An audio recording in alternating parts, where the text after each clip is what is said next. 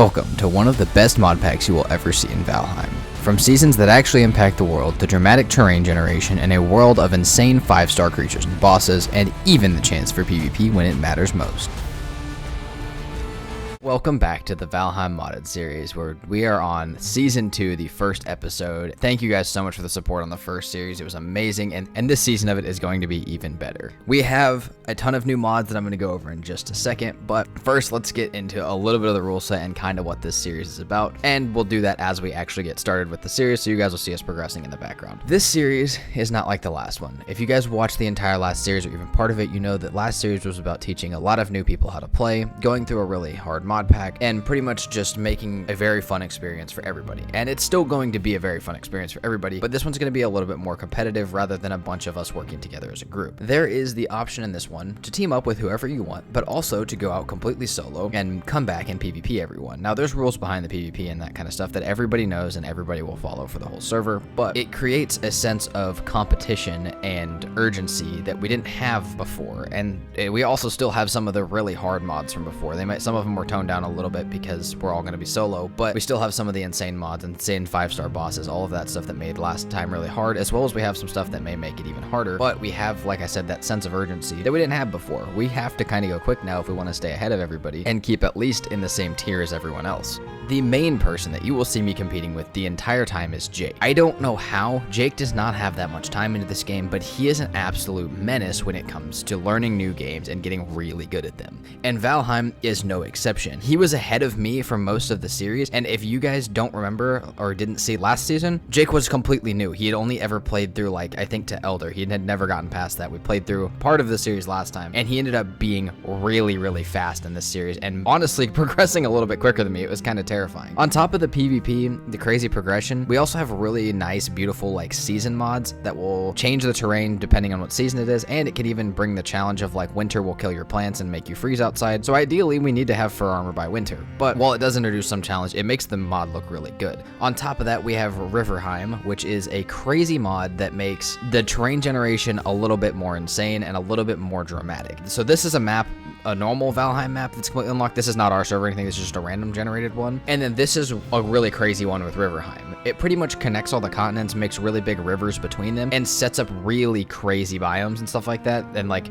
much more dramatic mountains, much more dramatic swamps. You guys will see it as we go. It's pretty crazy what it can do for your world, but you got to consider how it also may affect your world. On top of that, we still have our creature and level control and all of that stuff like we did last time that will make insane bosses and insane creatures around the world. But let's go back to the PvP and Jake for just a second. So in order to avoid lag, we started in groups. Me and Jake started in the first group because we knew we would be the most competitive. Nathan was supposed to start in the group behind us, but Nathan ended up having computer problems and actually probably won't be on the server. And then there was another group of 2 as well as one other solo that would be starting behind where Nathan was going to start. So pretty much what will happen is slowly people will join the server, and obviously if they join behind us, we'll give them a little bit of leeway when it comes to the PvP and try and just leave them alone. But the idea of the joining groups was that we'd kind of be with the people we were most likely to PvP with. People wouldn't be fighting over, we wouldn't have 20 people fighting over Eitr or the one boss or the flint on the shore. We'd have a couple, like 3 or 4 people fighting for each boss, and then we wouldn't have as crazy of things, and people would actually be able to get a little bit of progression rather than just having 30 people punching each other at the altar. But that being said, I need to get ahead of Jake as quickly as I can, because like I said, he does a lot of research on games. He gets very good at them very fast, and I know that, and I'm already kind of scared. I have almost 1,000 hours into Valheim after playing this series, and Jake has like 50, and yet he is still a terrifying force of nature to me. So ideally, we need to get through the first boss and get down to Elder or even past that, ideally before he finds it. That way he can't combat me in the middle. So while we get ready for the first boss, as well as find a little spot to build and get our little starter base set up, let's talk about what the PvP rule set is. Ideally, everyone has to have their PvP on. Sometimes people forget. We'll see it in the server a few times where you have to turn it on every time that you get on the server, and a few people would forget, especially if they were on solo. That's just not the first thing you think of. But you can kill anybody on the server. You can just go right up to them. You should be able to kill them if their PvP is on. If not, they have to turn it on, and you guys will have to continue to fight. But pretty much the only rules are behind what you can take after you've killed someone or if you find someone's dead body. You can only take pretty much resources. The easiest way to explain this is you can only take resources, and you cannot take anything that is equipable items. So anything that you've gotten from killing a boss, any arrows, any weapons like that, you cannot take. But you can take food, meads, metal, wood, stone, berries, any plants they might have, anything that may help you in your biome or your progression, you can totally take from them. The reason we don't have the other stuff being able to take is because it takes way too long. Like if I have a level 4 upgraded Crom and somebody takes that from me, that could have taken me a few hours to make that single weapon, and to be able to have someone just come shoot me in the back with a bow and then take it is a little extreme, or even just find my dead body and take it before I get back to it. So for that reason, we don't have the ability to take equipable items, but other than that, we can take food and stuff and really screw up someone, especially if they're in something like, especially if like they're in the middle of trying to kill something or in the middle of a boss fight or a dungeon. Taking all their food as well as the rest of the resources may screw them up pretty badly, but it won't take away as much time or as much fun as taking away something like their main weapons would be. On top of all of this though, there is one last rule that made everything a little bit more clear for everyone and did allow for a little bit more free reign PvP. Everything that is on the ground that is not in your body or in a chest is not yours. It doesn't matter if it's a weapon or a boss item or anything like that. This gives people the ability to fight over things that are getting killed. Like if I kill a deer and Jake runs up to it, that's not my stuff yet. I mean, he'd be able to kill me and take it anyways, but he doesn't even have to. He can just run up and grab it. If I kill a boss,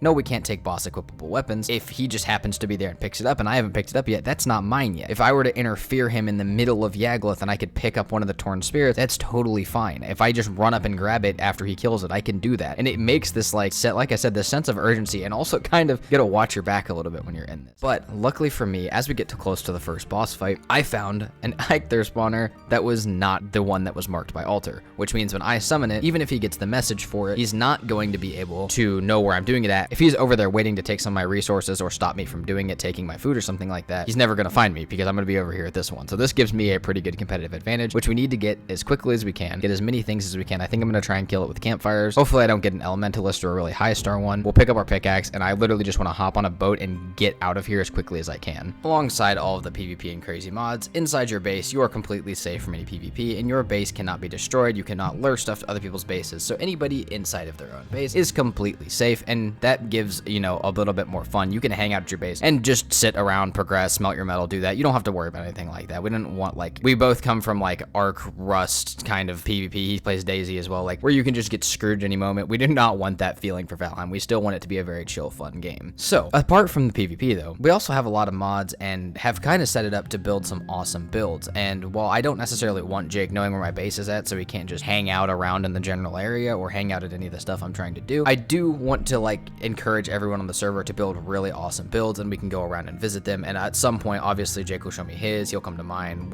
We're still hanging out, we're still homies on the Valheim server. We just have that little thing that if we feel like PvPing, we can. And if we feel like being peaceful, we absolutely can. It just gives us a little more of an option, and like I said, a little bit more excitement for the server. But without further ado, we'll get into the rest of the rule set and the rest of the mods as they come up. There are still a bunch. We have a little bit more mods than last time, as we know how to package them a little bit better together now. But we're gonna take that and we're gonna try and get our deer trophies, get every weapon that we need, or at least get the resources to kill the Eitr with campfires. If you don't know how to kill Eitr with campfires, I'm about to show you, so hang out for that. And then, yeah, we're just gonna try and get our general progression to hop on a boat and get out of here as quickly as we can, and maybe make progression towards Elder, because like I said, ideally I get that done before Jake finds anything. But at this point, I really don't know where he's at either. And we figured out later in the series that you don't get, whenever you summon a boss, there's a big message that pops across your screen. You don't get that for the first boss. So I won't know for a while where he's at until I see him doing the second boss, or maybe he skips it and goes to the third one. So we won't know where each other's are at for a while until we start getting further in the game. But as far as I'm concerned, I just have to think that he's ahead of me, go find a base spot, progress as quickly as I can, and honestly have a good time, because we were both enjoying being back on Valheim. I know you guys didn't see it, but between the last modded series and this modded series was about a 3-month break, and we were both really excited to be back on Valheim. And it was an amazing feeling to just be back and enjoy it, especially after watching you guys enjoy the last series. We knew we were going to just have a lot more fun because we'd be making it for you guys, we'd be making it for us, and we could have a great time while doing it. In the amount of time of me yapping about all the rules and stuff like that, though, I did manage to get a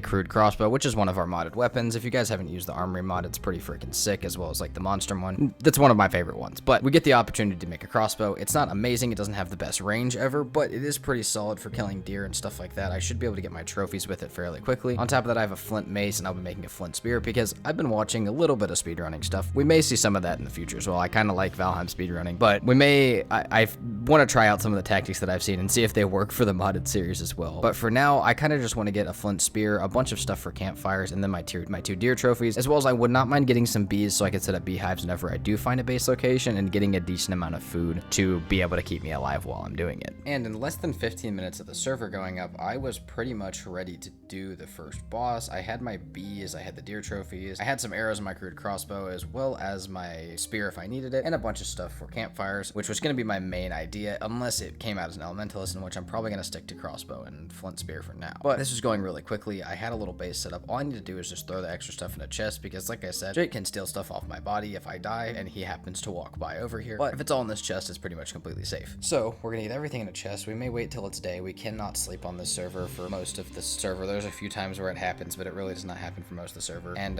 yeah, so we're gonna wait till day if I can get all my stuff in a chest, maybe get some more stuff for campfires, and then I think we're gonna rock this before the 20-minute mark of the server going up. All right, I'm pretty much ready for the boss fight. I cooked some food. I'm grabbing a little bit more stuff for campfires, but also I can hear, it's really weird, I can hear Jake killing stuff. I hear the critical hit chances around me. It could be Grey Dwarfs at night hitting stuff with rocks, but it's scary because he said he hears me. I've said I can hear him, but we have not seen each other yet, and we pretty much went opposite directions from altar as soon as we started, so I don't really know how close he is when I start this. Hopefully he doesn't see it, and hopefully he's not close enough to see like the cloud, the giant deer on fire, or any of that stuff. And honestly, hopefully he's focused on his own stuff. This may seem a little bit extreme for how hard I'm trying to go on this, but I promise episode 2 or 3, maybe a little bit further, you guys will see exactly what I'm scared of. Jake is very smart, and he will stay very quiet about it, about his progression. Let me think that he's not doing very good, and then he will absolutely actually be stomping everybody. So that's what we're gonna watch out for. But let's get this fight started, and I'll show you guys how I'm gonna plan to do this with campfires. Ideally, what you want to do when it spawns, you want to go to the little cloud, put as many as you can under it, and then run in circles around it. I got a summoner, which is really good, but I forgot to run in circles around it, and it got pushed off really quickly by one of the Grey Dwarfs. It's fine. After you do that, you should get a bit of damage from the first one. You can place them under it as it's running or as it gets stuck to attack. Also, because of one of our mods, which is called No Smoke Stay Lit, it stops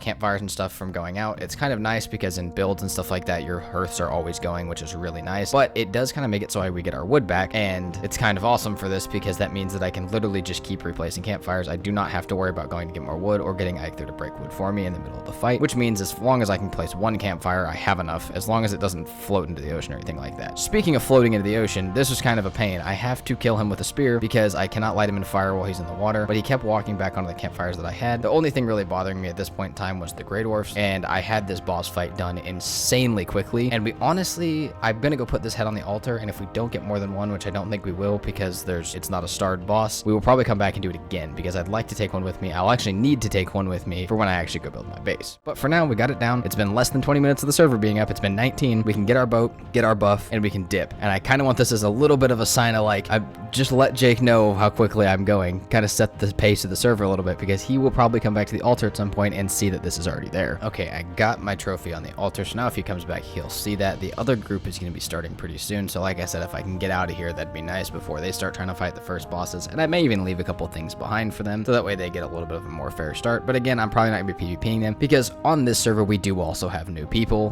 that we're teaching, and we will not be hitting them nearly as hard with PvP as I will be with Jake, but we may mess with them a little bit from time to time. But everything I found in a chest, so that way I would not get it taken from me if I got killed, and I need to get as much boar hide as possible, get more stuff for campfires so I can kill Eitr again, and, you know, hopefully I'll get a stronger one. I do need, for our Armory, to get upgraded armor sets for one of our mods, I need another trophy, and I just put mine on the altar. So that's kind of the tax of finishing it first, is I kind of have to put mine on the altar. But we don't have it as a server rule. I just kind of felt like I wanted the buff. So I'm going to get as much stuff as I can, try and find as many boar as I can, get the stuff ready for one of our modded boats, the small boat, which is a nice little, it's a super early game boat, but it works way better than the carve does, and it works faster than the raft, cheaper than the carve. It's great. So we're going to get ready to make that, kill Eitr again, and then we will probably head to a black forest. I see one across the water, so assuming we can get to that, that'd be very nice. Also, the shenanigans of me and Jake messing with each other were already completely out of hand. I kept saying, like, I would find picked raspberry bushes. He was telling me he could see me. He was telling me he was having a bad start, and then I heard him that he was already in the black forest, and I knew that we were just lying and messing with each other, and it's really funny because I know we'll get to watch back this series. We'll be able to look at each other's perspective, and we'll be able to talk about what was going on, and we'll be able to tell just how much we were bullshitting each other and how much we were actually progressing or doing poorly at different times. It's just one of the awesome things that comes with being in a party when you're playing with everybody, and it's super fun if you guys do this with your friends. So we're gonna get all that stuff ready. I'm gonna continue to make Jake think that I haven't killed the first boss until he sees the altar, and then kill it again and get the hell out of here because I do not want to get caught up in the other people starting. All right, we're gonna summon this boss again. Hopefully I can show you guys a much better way to do this. Okay, again, ideally what you want to do, hopefully don't get an elementalist, is to throw down as many campfires under those little particle effects as you can. You need to try and repair them too while you're doing this, something I wasn't really doing, and then you need to run in circles. It's going to try and turn to face you and attack you, and it should keep spinning on top of the campfires, and if you keep repairing them, you'll be able to kill it very easily. Now we got one with no stars, but it was an elementalist, which means it was taking significantly less fire damage, but even though it was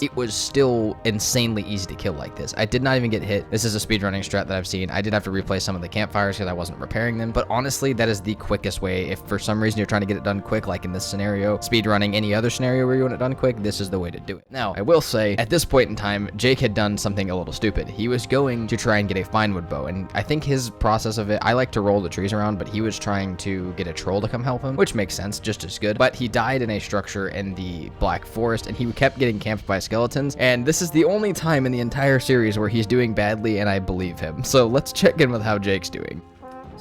Oh my god! It's not right. It's not right. So obviously Jake is having a great start and is extremely mentally sound. I need to get on the water before he turns that around into something that he can absolutely screw me with, because I promise it will happen. I know it happens. This series is partially pre-recorded. It will happen, I promise. But for now, he does seem to be having a little bit of problems. I did feel bad. I did like offer to come help him, but he said no, he didn't need help. He was like, I got this. I'll be fine. I'll figure it out. I got a bed down. He did get his stuff back, and from the sounds of it, it sounded like he had a couple trolls helping him, like he was getting more than just wood, maybe possibly metal, and that he may even be skipping the first boss. I don't know if he did or not at this point in time, but he could be, and he was going to, if he didn't, he was going to have a fine wood bow and metal tools by the time he got there, so he was going to be able to absolutely destroy it, and at that point, he'd be pretty much an elder, and even though it sounds like he's getting completely screwed, if he is on that path, he could actually be ahead of me if he already has metal and fine wood. But I am going to head over. I am going to go through the ocean, so maybe I'll find this stuff for an abyssal razor. Very unlikely, but I might. And then if I don't, I'm going to head over here, just try and get a little place down, get some cores for smelters. We have our pickaxe. Just get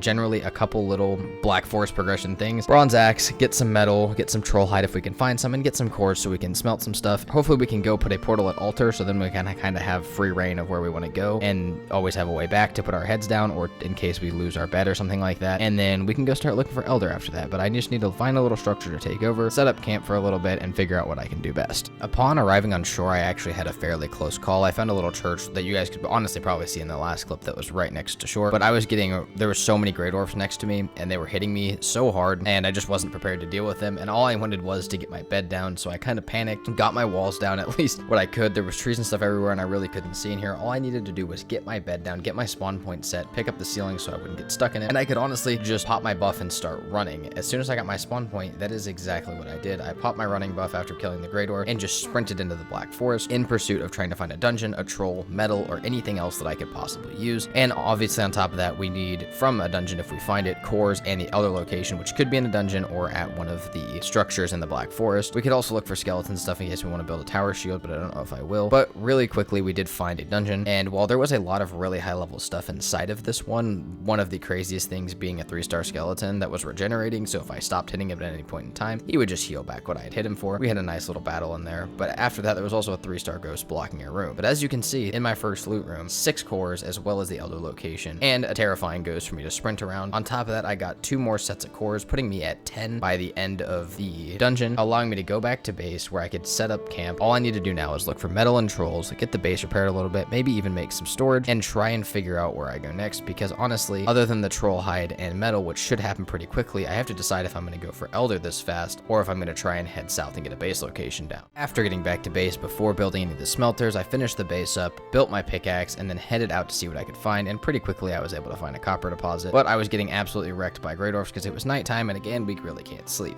But aside from the regular Grey Dwarfs, which were just annoying, the hardest thing to deal with, and one of the bane to my existences on this entire server, is these shamans, or these mages. These mages are modded, and there's one for each biome. So there's a Grey Dwarf mage, there's a fueling mage that's separate from the fueling shaman, there's a wolf mage and then also a skeletal mage. In every different biome, there is a mage, even up to the Mistlands. But these things are honestly way more powerful than the regular creatures, and they can do so much. Now, what I didn't know is that this one might have the chance to drop me cores, which I still needed for portals. So after figuring that out, I definitely wanted to kill it and put in the work, and even if I didn't, I would get the shards to build some magic stuff later in case I wanted it. But ideally, all I need to do now is get a bunch of metal. I already got some tin on the way up here, and I can keep the stone from it to use the cores to build my smelter and my kiln, and I should have enough stuff to build at least a bronze axe very soon, set up my portals, one back at the altar, and then bring one with me to wherever I need to go, which will probably be towards Elder, considering I already have the location. Something that I am kind of worried about though at this point in time is Jake has gotten very quiet, and he seems like he's doing a lot better. Jake hasn't said anything, and before, when he was getting wrecked by stuff,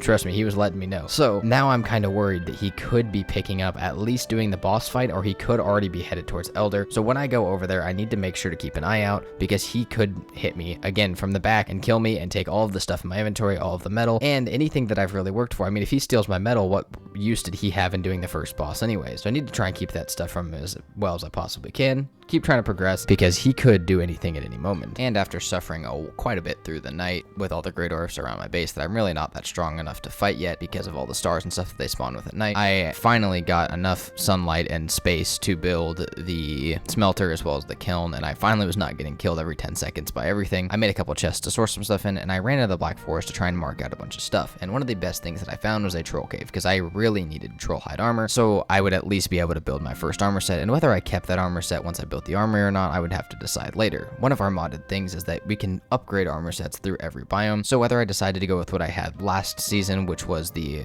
assassin set, or whether I go with one of the heavier sets, we will have to see. Now, if you guys haven't seen this, I have started to use this a lot more because it's pretty freaking awesome. In Valheim, if you dodge towards stuff, it pretty much stops you from taking damage from it as long as you keep the timing on. And using that towards something like a troll in a troll cave was making it so that even though I just had a spear, it made it extremely easy for me to get through this troll cave, pick up my first couple bits of troll hide, and keep exploring the Black Forest, because like I said, the goal is to mark out all the metal, structures, dungeons, and even find some more trolls. That way I can go back and head towards Altar as well as Elder with the most amount of gear that I can possibly have, and not only for in case I run into Jake or one of the other players, but also just in the case that this is a decently hard mod pack still, and while it's not as hard as last time, there will still be a lot of challenges that come with it, and being as best prepared as possible is the best thing I can do. So upon getting back to base, I made my first 2 pieces of troll hide while also still keeping my little tunic that I get when I spawn in. Hopefully I'll be able to find another one and get the full set, but for now this is what I'm rocking. And on top of that, I was able to build my forge, and a lot of stuff was smelting, but it was very clear very quickly that I was going to run out of copper more than anything, as I had gotten a bunch of tin. So I headed back into the Black Forest as it started to become night to hopefully find some more copper, as well as maybe another troll. And even if I was, and especially if I was lucky, I could find a troll that wasn't in a cave. It could help me get my copper while I was damaging it, and then I could go about killing it and getting the troll hide, which would give me pretty much everything I needed. And very quickly I did find one, though it was kind of odd. It was a 1-star curious one, which is fine. A 1-star one's actually great. I should be able to make both things that I need from that. It's also nighttime, which kind of sucks because I'm getting constantly abused by Grey Dwarfs, but it was sitting on a building, and the curious ones can hear things from further and get aggroed from further, and this one would only really aggro me if I hit it, which meant that it was really a pain in the butt to get it to come help me mine copper. I had found some on the way here. All I needed was to just get it to chase me, but it just, every time I could lure it slightly away from the building, there was skeletons inside that it couldn't kill, and it would go back towards them. And I finally got it unstuck, but even when I died, it would go back here, and I'd have to go through this same painful process over and over, because even these close copper deposits, it just would not mine. It just kept going back to that same little spot, and I spent pretty much the entire night luring it back and forth, trying to do damage to it, trying to avoid the Grey Dwarfs, and also trying to get it to mine a little bit of copper for me, so that way I'd be able to make my bronze axe, build my troll hide, and get everything else I needed done. But man, was this troll not making it easy, and honestly, it probably would have been quicker for me to just kill it and mine the copper myself, because this thing was a true pain in the ass. And after spending a night in the Black Forest, getting absolutely abused by everything and their mother, it was actually going okay once it began to shift towards the day. The troll had mined a bunch of the copper, like literally half the node. All the Grey Dwarfs were dead, and they had dropped me a bunch of resources, as well as I had been able to kill the troll. So I had a lot of copper to run back, a bunch of troll hide, and actually a decent amount of resources. So once I get them all put away and stuff like that, we'll come back and start making the final preparations to leave this island, head back to Altar, and even start heading towards the Elder. But like I said, I need to make sure I prepare everything that I possibly can, so let's get started on that. And I did have a lot of stuff to process. First, of course, I had to make my troll hide stuff because I had enough to make my entire full set. I'd put that on, and then I had to wait around base for a while for stuff to smelt. I was cooking some of my food, and I had a lot of stuff I had to organize, because at some point this was all going to have to go on a boat with me to get it to wherever I was going. On top of that, I finally was able to take the bronze that I had been making and waiting for it to smelt, and I was able to turn it into a bronze axe, which gave me the ability to go get fine wood. Also, on my way to get fine wood, I was getting absolutely destroyed by a aggressive 2-star mage, which means it never stops hitting. It doesn't do the little runaround, it just keeps hitting you. But what I do have is a chance for this thing to drop me more cores, and while I did take a long time to fight it, I did drop me more cores, which is what I needed for portals. On top of that, I got my fine wood, which sets me up great, and I have plenty of Grey Dwarf's eyes from sitting over here in the Black Forest, so there's no worry about that. I will be able to build my portal when I get back. But when I went to go start moving everything into my small boat, it did not have enough storage, and our cars do have extended storage from one of our mods, so I decided that the best idea possible was to make bronze nails, go get a bit more fine fine wood, and even on the way fight a troll, which, while it did help me break my fine wood, I was also able to kill it and get some troll hide from it. This would all allow me to, hopefully when I got back, build a carve, which I could hopefully fit everything in, and then I would be able to actually make my journey back to Altar, set up the portal from getting the cores from the mage, and then start heading towards Elder. But Jake had told me something very concerning. He was just trying to be nice. He told me that if I went north of Altar, that you could run from Altar all the way to Elder, but that meant that he was already over there, which is something that I had been worried about. And even if he wasn't going to do it right now, he knew where it was, he would get the message, and when I did it, and likely he had a portal over there before I was even over there, and if he did really want to do it right now, there was no way for me to catch up to him and get over there quick enough to stop him or to steal any of the loot, so that put me on double time of pretty much I need to get over there as quickly as I possibly can, because he is pretty much ready to do it, and again, even if he's not, he's setting up to be able to sabotage me when I do it. After getting back, the carve was quickly underway, and I was starting to pick up everything out of my chests, the small boat, all my metal, pick up all my structures, and pretty much just start moving everything that I could into the carve, especially all the heavy stuff, because I could keep everything else in my inventory. But here comes a fun little thing. So you cannot raid storage facilities. We've already talked about that as far as PvP. However, if somebody is in transport of a cart or a boat, you can. Now again, the same rules apply. You cannot take armor, weaponry, anything equipable. But if someone was transporting, you know, say a large cart of silver, I could just take the whole cart. I could just pick it up, kill them, and take it. Or I could take some of the stuff out of it. So while I am going to be able to transport everything that I own in this boat, I do have to be, again, a little bit careful of not even PvP, of Jake just running up, hopping in my boat, and dipping with it, because it's definitely a possibility of something that could happen. And there's nothing really saying in our rulebook that you can't. So if it doesn't say you can't, we will. With everything loaded in, it is time to go. I was kind of getting whacked by a Grey Dwarf mage as soon as I left, but I quickly hopped back in the boat, got my stuff underway, and we were going back to Alder to set up that portal, and then we were headed to Elder. Even if we weren't going to do it right now, we were going to set up something there so that Jake had a little bit of anxiety when he did it. Upon arriving at the altar, it was storming, and I just needed to get my portal down so I could dip, but I saw something very interesting. Jake's portal was already here. His was on a rock right next to the water, and while I could just leave it because I can't really do anything to it, I decided to, well, I don't know, why not just build Jake a little present outside of his portal. I also wanted to check if he had made accidentally any other public ones, because if he had accidentally made a public one to Elder, I would go over there and drop my own private one. But while setting up a sign that said stupid idiot portal, I noticed something interesting. Jake was coming through it, so I tried to hide behind the wall. He saw me. He just broke my sign and let me go my separate way. But I did actually get to get a good look at him, and it looked like he was pretty much full troll hide, had decent weapons, better than I did, and like he was actually set up a little bit better than me. And even though he didn't want to fight, after I set up my portal, I started going again over to Elder because I needed it quickly. But I made what I knew could be a mistake. I knew I was going to have to go across the water fairly far. Yes, Jake said I could run to it, but I had my boat and everything on it, so why not just go like that? I did not have any bolts, and I knew that, but I was in a rush because Jake could turn on me and decide that he wanted to PvP at any moment, so I just wanted to get out in the water as fast as I could, and I noticed behind me that he was dropping a small boat in the water after me. So like I said, while he was chilling out, he definitely was trying to at least follow me, if not come and try and get what was in this boat. Now, the reason I thought I had made a grave mistake in not bringing bolts was in case Jake started chasing after me, but in reality, it was still storming and almost nighttime, and this serpent was not letting up, which means I just had to catch the wind as best I could and try and get to the Elder or some other island where I could at least make some bolts, sit there and repair my boat with a workbench, and try and keep my stuff alive before it fell out of this boat and Jake could just grab it off the ground. Unfortunately for me, I found and rolled past 2 Krakens, which would not drop me my chitin because I couldn't get on them, even though I had my pickaxe, because I was being chased. But I could mark them on the map for now and hopefully come back, but all I needed to do now was make it to Elder, get a base set up, and try and do whatever I could to keep myself from losing all my stuff to the serpent. By the time I got to land, it was still storming and pretty much completely nighttime, and I was getting destroyed by more Grey Dwarfs, and I needed to just get a bed down before anything bad happened to me. But the serpent had pretty much fallen away. It either started chasing Jake or left me alone completely. Whatever, it didn't matter because it was gone and away from me now. I set up my spawn point really quickly as much as I could, and I really wanted to go back out and grab that chitin, but I kind of opted that the serpent was probably going to be out there again because it's nighttime and still storming. So I went to go get core wood as well as get some fine wood, so that way I'd be able to build my fine wood bow as well as some arrows so I could go back out there and at least be able to defend myself. Unfortunately for Jake, his mic echoes quite a bit, or makes noises from his PC, and in the background I heard the mining of something. So one, he had a pickaxe, so I knew he'd at least killed the first boss, but he also had already said something about sailing, which kind of told me that he had either killed the serpent and gotten onto the Kraken where the chitin was, or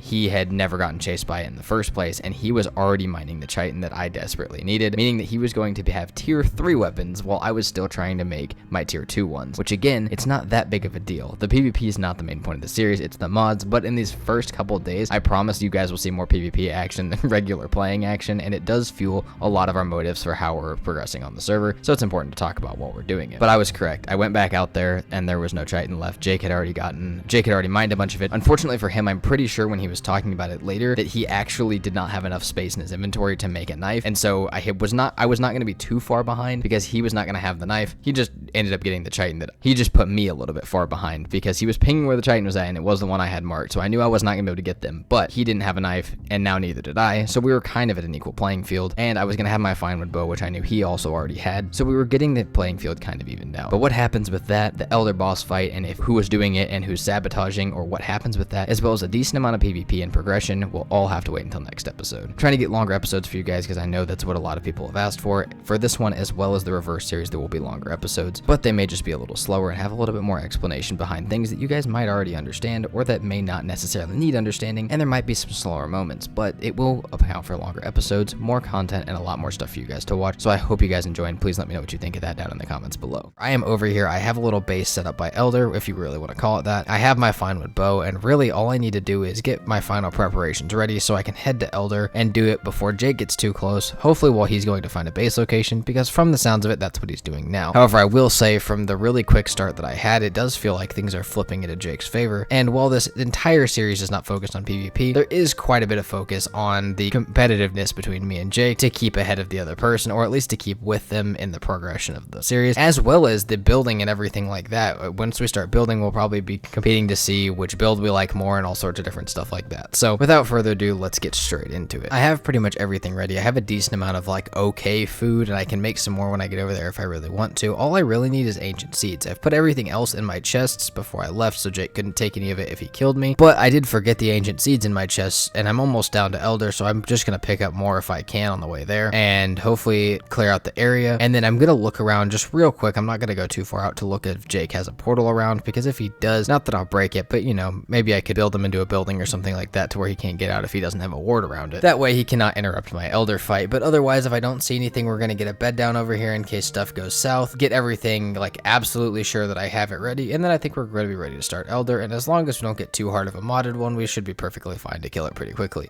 Also, while I'm preparing for this, I can talk about it. As soon as I get Elder done and a little bit of iron, the goal, maybe even before I get iron, the goal is going to be to go find the absolute best building spot that I can. With a decent amount of people on the server, a pretty good building plan in mind, and like I said, there will be a pretty decent focus on people's builds, not necessarily as a competition thing, but maybe we'll have you guys vote on favorite build, especially between me and Jake. Again, not because it means anything, just because, you know, we want to know like what style you guys like and what things you guys like about each build. So there's going to be, alongside the PvP and progression and just me and Jake being competitive assholes to each other in every realm that we get access to in every game that we play. On top of that, we are going to have like some cooperative stuff, some building stuff, and some cool other modded stuff, because like I said, there are a lot of new mods that we put in this one that weren't in last series, and we do need to give those their spotlight at some point when they start to matter a little bit more. So after we get Elder down and while we're preparing for it, I'm going to try and think of what I need, but ideally I want to try and get as close to as many biomes as I can. I want to get close to a swamp, a mountains, a plains, and even a mistlands if I can. That way, once I get the Elder down, I can build a decent little thing. Also, as I roll up over here to put my bed down, I notice there is a workbench, which means Jake has been over here. I'm not going to look too much for his bed, but the workbench does tell me that he has been over here and that there is likely a portal somewhere. Alright, so back to the building stuff though, while we finish clearing out these great orbs before we fight. The building stuff, I want to build in a black forest near every other biome, or in a meadows near every other biome. I don't want to deal with all of the modded stuff constantly attacking my base, but I do need access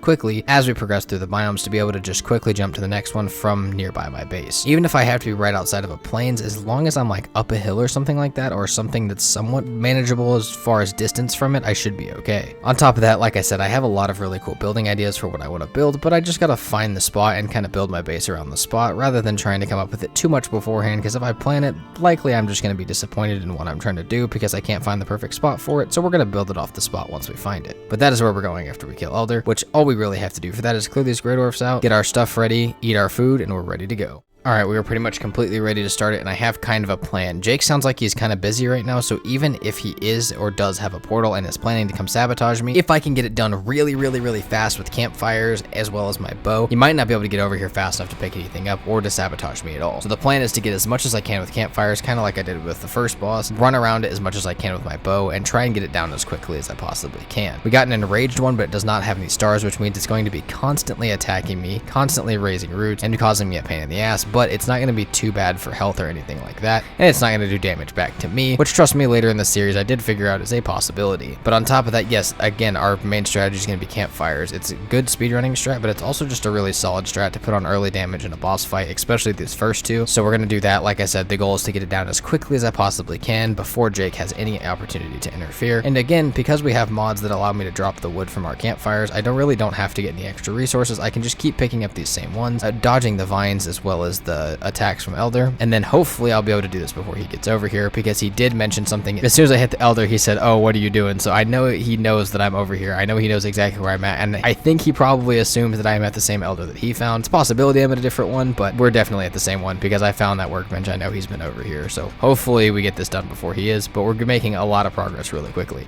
Yeah, I struggled last time. Get the fuck out of here, bitch. I'm not fucking blind. What? He's almost dead. It's free shit. Fucking hate you. It's gotta happen sooner than later.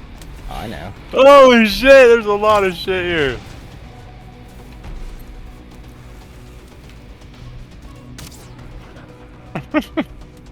Ah, shit!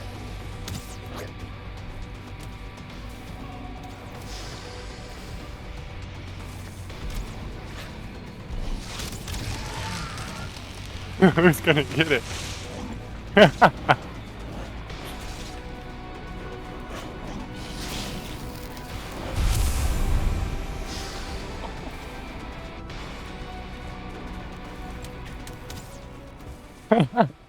Now, while we finish fighting this out, this is the point where I mentioned something very important about all of the servers that I play on with my friends. See, there are most of the time no rules or very minimal rules when it comes to this, and as long as you're following within the rule set, people's feelings do not matter. However, you set a precedent for how you will be treated every single time. And while I picked up the head, Jake picked up like 5 swamp keys and I got none of them. And he knew that, and I told him that, and he decided to drop me one out of kindness. Now, he got, because he did come over and steal it, he got to keep a ton of the extras, and if I die, I'm gonna have to come back and do it again, as he will not be in the same boat. I also figured out later that his plan was he came to Elder, put a portal down, and then just left and started going to the swamp, knowing that I would probably come do the same one. He could come back, interrupt it, get a swamp key, head back to his base at the swamp, and be already set up to where he would be able to hit a swamp crypt as soon as I finished Elder, which puts him quite a bit further ahead of me. But on top of this, it is all fun and games. It is very fun. While the actual PvP itself was not that crazy, the thrill of who was going to pick it up, the worry I had seeing him over there with it by himself when it was very low while I was fighting the skeleton, all a lot of stress you don't normally get to feel in Valheim that I really like the feeling of from other games, so it does add a lot of fun stuff. And like I said, he set the precedent of, though he did come and screw me up, which I will keep in mind when he goes to do his next boss fight, he did give me something back so that I could keep progressing alongside him, even though I would be at a slight disadvantage, and he spent his time a bit smarter. So say I interrupt him doing Yagaloth, I take all the stuff off the ground, I will probably give him one, but I will definitely go interrupt him if I see him doing it. That's kind of the precedent that's been set on the server. Like I said, it's a well-known thing between me and all my friends when we play on these, Ark, even we talk about any other games that we play together. Once you do something dumb, it's totally fine, but you set the precedent for how everyone's gonna have to treat each other for the rest of the server, so you should think about it wisely when you do it, and that seems exactly like what Jake did. So, with our one swamp key, as well as our Elder head, which I also agreed to put on the altar since, you know, that was the one thing that I picked up rather than making the weapon with it, I'm gonna head back. I think I have a decent idea of where Jake went, so I'm gonna try and go a slightly different way. That way I don't run into him again for a little bit, and then we're gonna go try and find a base spot down there like I was describing before the Elder. It was not the most successful Elder fight, but other than Jake sabotaging me, which he really didn't kill me, we both were willing to risk our lives there at the end when we had all the Great Orcs around us. It was a pretty epic scene. We both got what we needed out of it. Jake's a little bit ahead now, but we actually killed it really fast, and it was a fun boss fight, so I really can't complain too much. Also, while I head back to Altar, I've already picked up my base and put everything back in the boat, let's talk about what we're kind of planning on doing after we put this head up. I do need to progress into the swamp and get a little bit of iron stuff, but I'm not as worried about it because I wanted to get at least the stone cutter so I could build stuff. Like I said earlier, actually a main part of my focus other than the PvP is going to be the building section of this because we have a lot of cool building mods. Well, but the only thing I really needed was a stone cutter. So I'm going to probably get a couple swamp crypts, but I'm not too worried about progressing fully into it. Now, a little bit later I will be because I want to build the iron armor set as my main armor set that I'll upgrade through the entire playthrough. But again, I'm not too worried about it. I want to put a little bit of time into finding a really good base spot that is a little bit distant from Jake, and also finding just a whole bunch of other like resources, getting a farm set up, maybe even some tames, unlikely, but possibly, and just get as many resources as I'm going to need. I can kind of slowly progress, but I want to slowly progress with a strength and stockpile that's greater than the people that are rushing it. That way, when it comes to them needing to buy something or it gets to a stressful situation on the server, like I'll talk about in a second, then we will have the stuff stockpiled up. The stressful server part that I'm talking about, if you see in the top right of my screen, it is still spring day 8, but the seasons are only 10 days long. And once we come up on winter, plants will not live very long, they will not grow very fast, the nights will become much longer and we cannot sleep, and a lot of other stuff will change and become a lot harder. So having stuff stockpiled so I can spend more time in my base away from everything else that's going to cause me a pain in the ass will be probably the most beneficial thing that I can do by the time it gets winter. As far as where I'm going to find a base, also I'm going to skip by altar for right now, I'll explain why in a second, but while I'm looking for a base spot, I'm pretty sure Jake has gone straight south based on anything that he said, a lot of things that I've noticed about him, and also just looking at the land masses in the distance and looking at which direction they kind of curve away. He had to have gone either straight down or straight down to the right, so my plan is to go out really hard left, even with a little bit of down, but I want to mainly stay trying to focus to the left. The reason that we're both going down so hard is because we know that at some point we're going to need ashlands, and the closer we are to that, the better, especially if we do something like try and rush it stupidly, which I promise somebody probably will. But I just want to kind of head down here. I want to stay the same distance from altar as he is generally, just not in the same area. That way we both have the same access to the same amount of biomes. We likely have the same bosses in case we do want to sabotage each other, because while it's annoying, it is really fun. And on top of that, like I said, I want a decent section of biomes around my base so I can look for as many different kinds as I want. But in order to do that, I'm probably going to have to get fairly far from the altar, so I'm going to choose to go southwest on the map, and hopefully I will be able to find some stuff, and maybe we'll even find some chitin stuff on the way, so we'll kind of just check in as we find stuff and as we explore. Also, the reason I'm not going to altar, I already have a portal there, and while I don't necessarily have the stuff for a portal once I make landfall, I should be able to hop up on land, get a bed down, and then eventually make a portal, and then I can teleport back to altar whenever I want to, put the head up, and I should be good from there. So right now, the entire main focus is finding a permanent base spot, at least for the first base that we'll build for pretty much the entire server. This will be our main base. Also, side note, I apologize if you guys hear a lawnmower in the background while I'm talking. I'm trying to not talk while it goes by my window, but it's caught me off guard a few times, so I apologize if you hear that in the background. Not the most immersing sound you can hear on a Viking voyage. Apart from the Viking lawnmower though, we did end up finding some chitin on our way there, so as long as I plan this out slightly better than Jake did and go with a little bit of weight, as well as my pickaxe, I should be able to get a decent amount, and I was right, I ended up getting 36, and I actually did see another one in the distance, but at the time, I could not find it again, so for now, I'm just not going to go for it, but because I have plenty for my Abyssal Razor if I decide to make it. I don't necessarily know if I will. Our modded stuff has a bunch more Abyssal weapons that are different from just the Razor and the Harpoon, so I may make one of those, or I may just not use it at all, we'll see, but for now we have the option, which is nice. I did end up finding another one anyways, so I ended up getting that as chitin as well, which left me with I think about 80, but it was back to the journey to find the base, as I was getting pretty far from altar, and anytime that I saw something that looked interesting, I could pull off and look for it, and it was not long. This was a swamp with meadows around it and a black forest clearly in the background. All I needed now was maybe a mountain to top it off, and I'd be pretty much set for the game. Now, when I made landfall on what looked like meadows, I realized that it was actually plains. Now, the reason I thought it was meadows and why it's so green is because of the spring effect. See, our seasons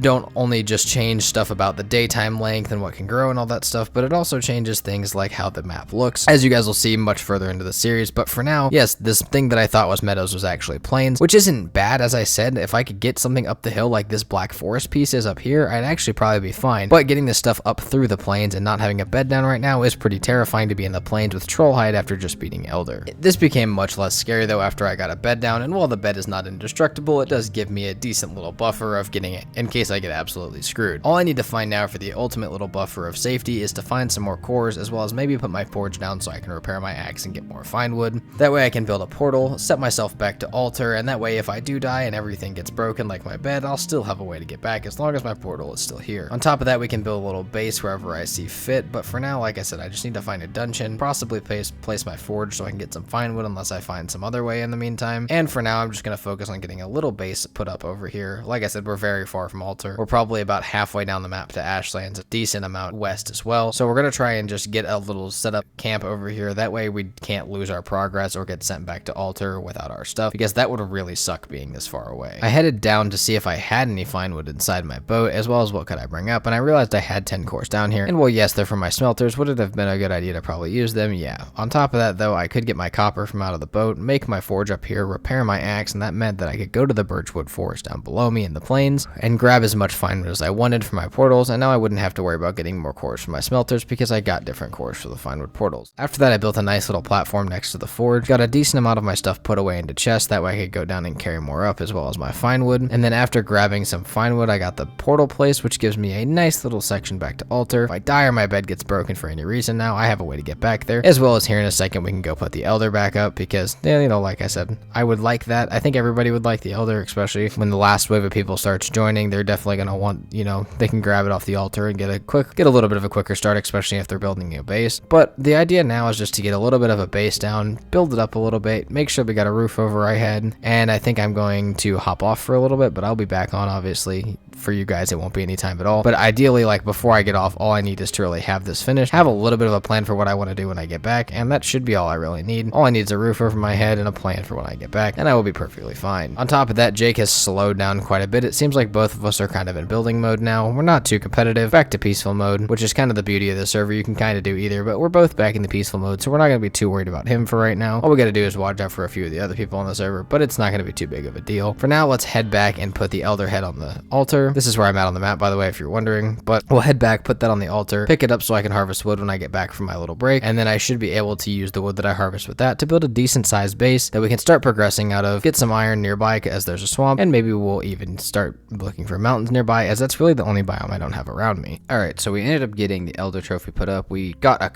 we deforested for a little bit, got some stuff for our base, but I do really want my stone cutter before I start building anything too crazy, as well as it would not hurt to build a couple of iron things, at least in case I see Jake out. This entire series, we're going to be fighting to absolutely progress while trying to maintain a balance of playing as well, so just kind of be prepared for that. But I am going to head down in the swamp and try and find at least a couple crypts, so that way I can get a little bit of iron to get me started, mark them out. And something really cool about our servers is every 10 in-game days, which will match with the seasons pretty much, everything like crypts and burial chambers and all that resets back to how it was when the server started. The reason being, if we have a lot of people, whether we end up having a ton or not, people can kind of sit close to their base and they'll have renewable resources. That way we can continuously run however many people we want on the server. So all we really need to do is to find 2 or 3 of them and then throw down a portal at them, and I should have pretty much infinite iron as long as I'm willing to be patient. Okay, I found exactly what I was looking for. However, I did not bring a portal with me, so I guess we're just going to try and do it. Hope we don't die, but we're kind of close to our base. It seems like our entire base, like what's surrounding us, I can see a mountain pretty far in the distance, but it also seems like there is literally swamp surrounding my entire base, except for on one side there's plains. The plains looks like it extends out pretty far. There also seems to be a mountain on that side, and then, like I said, it's pretty much swamp and black forest all around my base. But that's pretty good diversity in biomes and resources that I'll be able to gather. So as long as I can mark out portals, mark out everything, all the resources I'm going to need, then I should be able to set up pretty much farms for everything, as well as be able to get any resource that I could possibly want. So we're going to start that with the swamp, but then we need to explore the area around our base and figure out what we really have at our disposal. And after getting my stuff back and heading back down there, I did spend quite a while dying, but this crypt was worth it. This was the first one I had opened at all, and not only did it contain the bone mass location, which we'll talk about for just a second, it seems like it's up towards exactly where I said Jake was. So again, maybe we can do what he did to us and we can get a portal down and kind of set it so that when he goes for it, we'll be able to sabotage him, or at least be able to get something from it. On top of that, we found a bunch of chains in a chest, which is what we needed. for our forge upgrades. We got a Draugr Elite trophy, which we can use for weapons here in the future. And we also got a bunch of iron and ancient bark, which sets us up to pretty much have everything that we need from the swamp for now. So we may try and find a few more crypts and mark them out, maybe even set up a portal down here. But for now, I pretty much have everything that I'm going to need from that. Upon finding bone mass, though, there was a conversation between me and Jake that led me to believe that he also had the location and that it was west of him.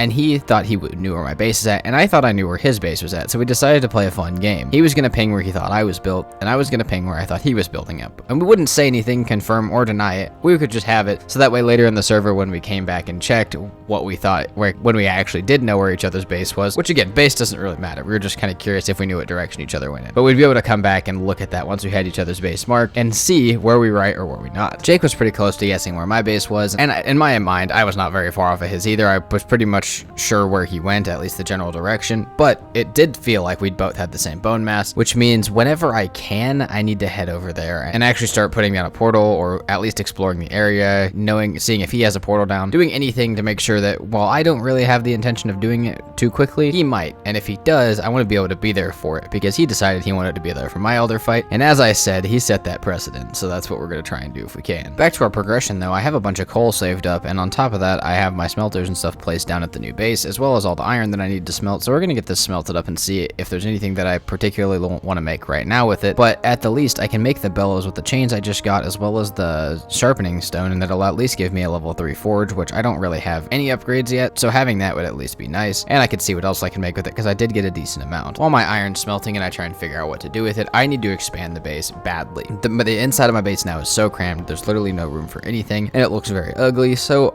ideally I can at least get a little bit of it expanded. It doesn't even have to look good for now. I don't have to build the main base or anything like that. I might, but I don't have to. But I should be able to expand it a lot, get some like crafting station areas put down, get some of the stuff actually organized into chests, and that's kind of the main goal with whatever base I decide to build. On top of that, I am getting absolutely swarmed by Grey Dwarfs at every single opportunity that they have. While that sounds terrible, and it is right now, Jake is what it sounds like in either a area with almost no black forest, or he just isn't getting very many Grey Dwarfs, because he keeps complaining about the fact that he has no eyes, especially when we get to the point later in the game where you're going to need eyes for ice cream and portals and even like blue torches and stuff like that. If he decides to build with them, he is absolutely going to have to trade me for them. So hopefully I can stockpile some of these up, because I'm going to need them, but also I may be able to trade with other people on the server. And like I said, while it seems like it sucks now, it should be a decent way. It should be one of the best things that I can trade if I have hundreds of them later in the server. All right, I've gotten a little bit more of this built out, and though I was literally making such a big deal about getting a stone cutter before I started building,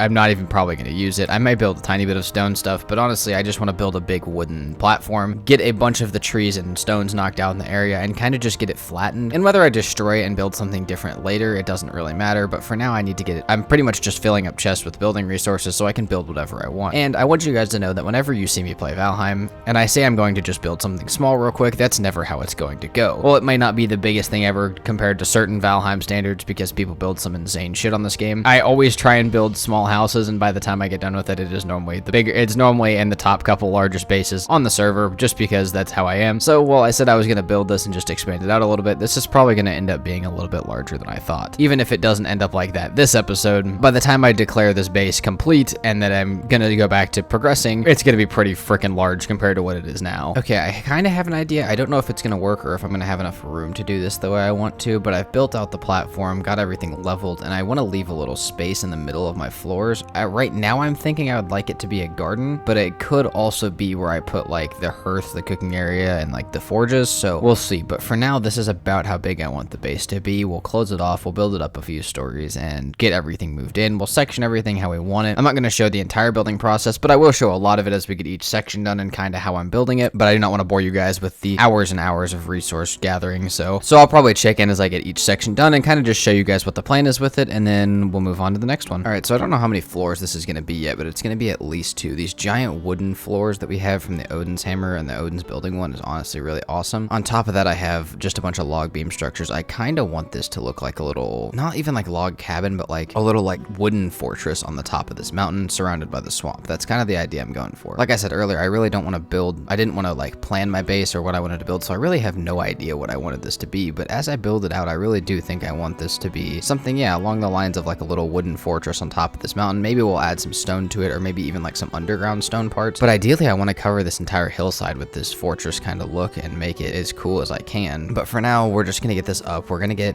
1, 2, maybe even 3 stories, depending on how good this log support is. I really don't want to do any iron supports or stone on this, at least for this section. And then we'll start figuring out where each room is going to go, the crafting stations, cooking stations, anything like that. We'll start to figure out where it's going to go. But first, I got to get the structure down and finished. All right, I know it's just been a minute for you guys, but it's been like an hour and a half of building and gathering resources. And I have a giant, I decided on a lot of core wood for this structure because there's so many pine trees around my base and I was building up so much of it. And honestly, I think I am going to be able to get this ceiling on the second story and maybe even build like a middle story down in between these two. And I'll be able to, who knows how much stuff I'll be able to fit on this. Probably our entire base will be able to fit in this structure. That doesn't mean I won't make it bigger and absolutely giant for no reason. I can spread this stuff out as much as I want. All I have to figure out now is how to get this ceiling though, because that's really all I need before decoration, and the support's going to be a little rough on it. But like I said, I want to put as much core wood in this as I possibly can and make this like a nice little like wooden castle on top of this mountain. But it's coming along greatly. Probably spend another 2 hours building this, and then we'll be back towards progression, either at the end of this episode or the beginning of next episode. All right, I am onto the ceiling. I have used so much core wood, but it's starting to look really good and the frame looks pretty solid. I want to keep the frame under the ceiling so that way you can see it, and then I might add a bunch of torches or stuff hanging off of it, because I think the lighting mixed with the fact that we have lighting mods just to keep them lit all the time is going to be something really important that we can add to it. The only funky part is going to be the corners. I want to add these little designs in the corners that I can do. I might actually extend them down to the other floor too, but the roofing corners are going to be very odd, not only for structural support, but just how they're going to work, because I have corners of 26-degree angles and 45-degree angles coming together on inside and outside corners, and it's going to be just a little funky, but it should be perfectly fine. I should be able to figure it out. It just may look a little weird at first, especially with trying to figure out how the core wood support's going to match with it. On top of this though, it sounds like Jake is starting his farm, but he has been quiet for a while, and something I know just from when I play PvP games with my friends, when someone's doing something not very stressful, like building, taming in different games, like I said, we come from a background of like Ark and stuff, or they're just hanging out at their base, they don't talk, or they talk a lot. They'll hang out, they'll chat. Once someone starts to get really quiet, it means they're doing something that requires a lot of focus, and Jake has been very quiet for the last little bit. So I'm worried that he could be getting closer to bone mass than I think, or that he could be, again, his mic tells on him sometimes by, I can hear sounds coming out of his headphones. He might actually already be in the mountains messing around with that, because if he can get something to hit the silver for him, and he already has the iron pick, he may skip bone mass altogether. So I do have to keep that in mind. And our building is almost ready, so we can go back to progressing, start heading over to bone mass as soon as I get my crafting stations and a lot of this built together. It'll still probably be 2 more hours of me building, but this has been about 2.5 to 3.5 hours, so I'm not too worried about it. A lot of that was also getting the resources and moving my stuff around, so we're gonna spend like an hour or 2 to finish this up, and then we're gonna get back on progression, because while Jake is chilling, and like it sounds like he's chilling at his base now, these 2 hours while I've been building, he's been very quiet. And like I said, I've heard a couple of mountain sounds through his mic, so I have a feeling that he could already be up there, meaning that I need to get back going before he gets too far ahead of me. All right, the interior is kind of coming together a little bit. I've opened up the starter base to this because nothing can really get in now. On top of that, I have the stone cutter, and I've built some of like the sharpening stone and stuff. I think this middle area is not going to be a farm. I think one side's going to be cooking, one side's going to be smelting, and then we can put the farm somewhere else, or build little extensions to this base as we need it. But right now, the farm is not that important. I can throw it out front or out with some gates around it, and I don't have to worry too much. But I think I'm going to build like a giant stone area in this little section with a walkthrough, and then smelting on one side, cooking on the other side. And then I will probably pick a room for each of the crafting stations, build a little storage area, and we're going to head back to progression because I'm going to need it. Jake is definitely in the mountains. I've heard drakes hit him through his mic like 25 times, so there's no way that he's not up in the mountains right now. And I also hear stone golems chasing him, and he knows from my reverse series that stone golems are absolutely the best way to find silver on the mountains without bone mass. He is fairly new to the game, but like I said, he is also very smart, and he watches my videos too, so any tricks that I've ever shown in my videos, he knows them. And as well as he watches a lot of other people's videos and learns a lot of stuff on his own, so I could be in trouble here if I wait too much longer before getting back on this. I also think I'm going to add one more story to this just to give me more room for crafting and storage, because we're going to need it. I might only add it on one side and then add a staircase to the top on the other side, but we'll figure it out. We're also going to have some decorative rooms. I'm going to need a comfort room. We're going to need a lot of rooms in here, and this will get expanded at some point, but for now we're going to just kind of spread everything out a little bit, get all the crafting and storage stuff together, including the cooking area and smelting area, build another little level to this, as well as probably a staircase up at the top, and then we're going to be back focused on progression, because like I said, that motherfucker is in the mountains, and there's nothing I can really do about it right now, because I don't even have a mountains biome located next to me yet. All right, this is the beautiful look of the cooking area, if I can get this last hearth to place. And so part of our mods, like I've talked about many times, is the fact that it stays lit and does not produce smoke. And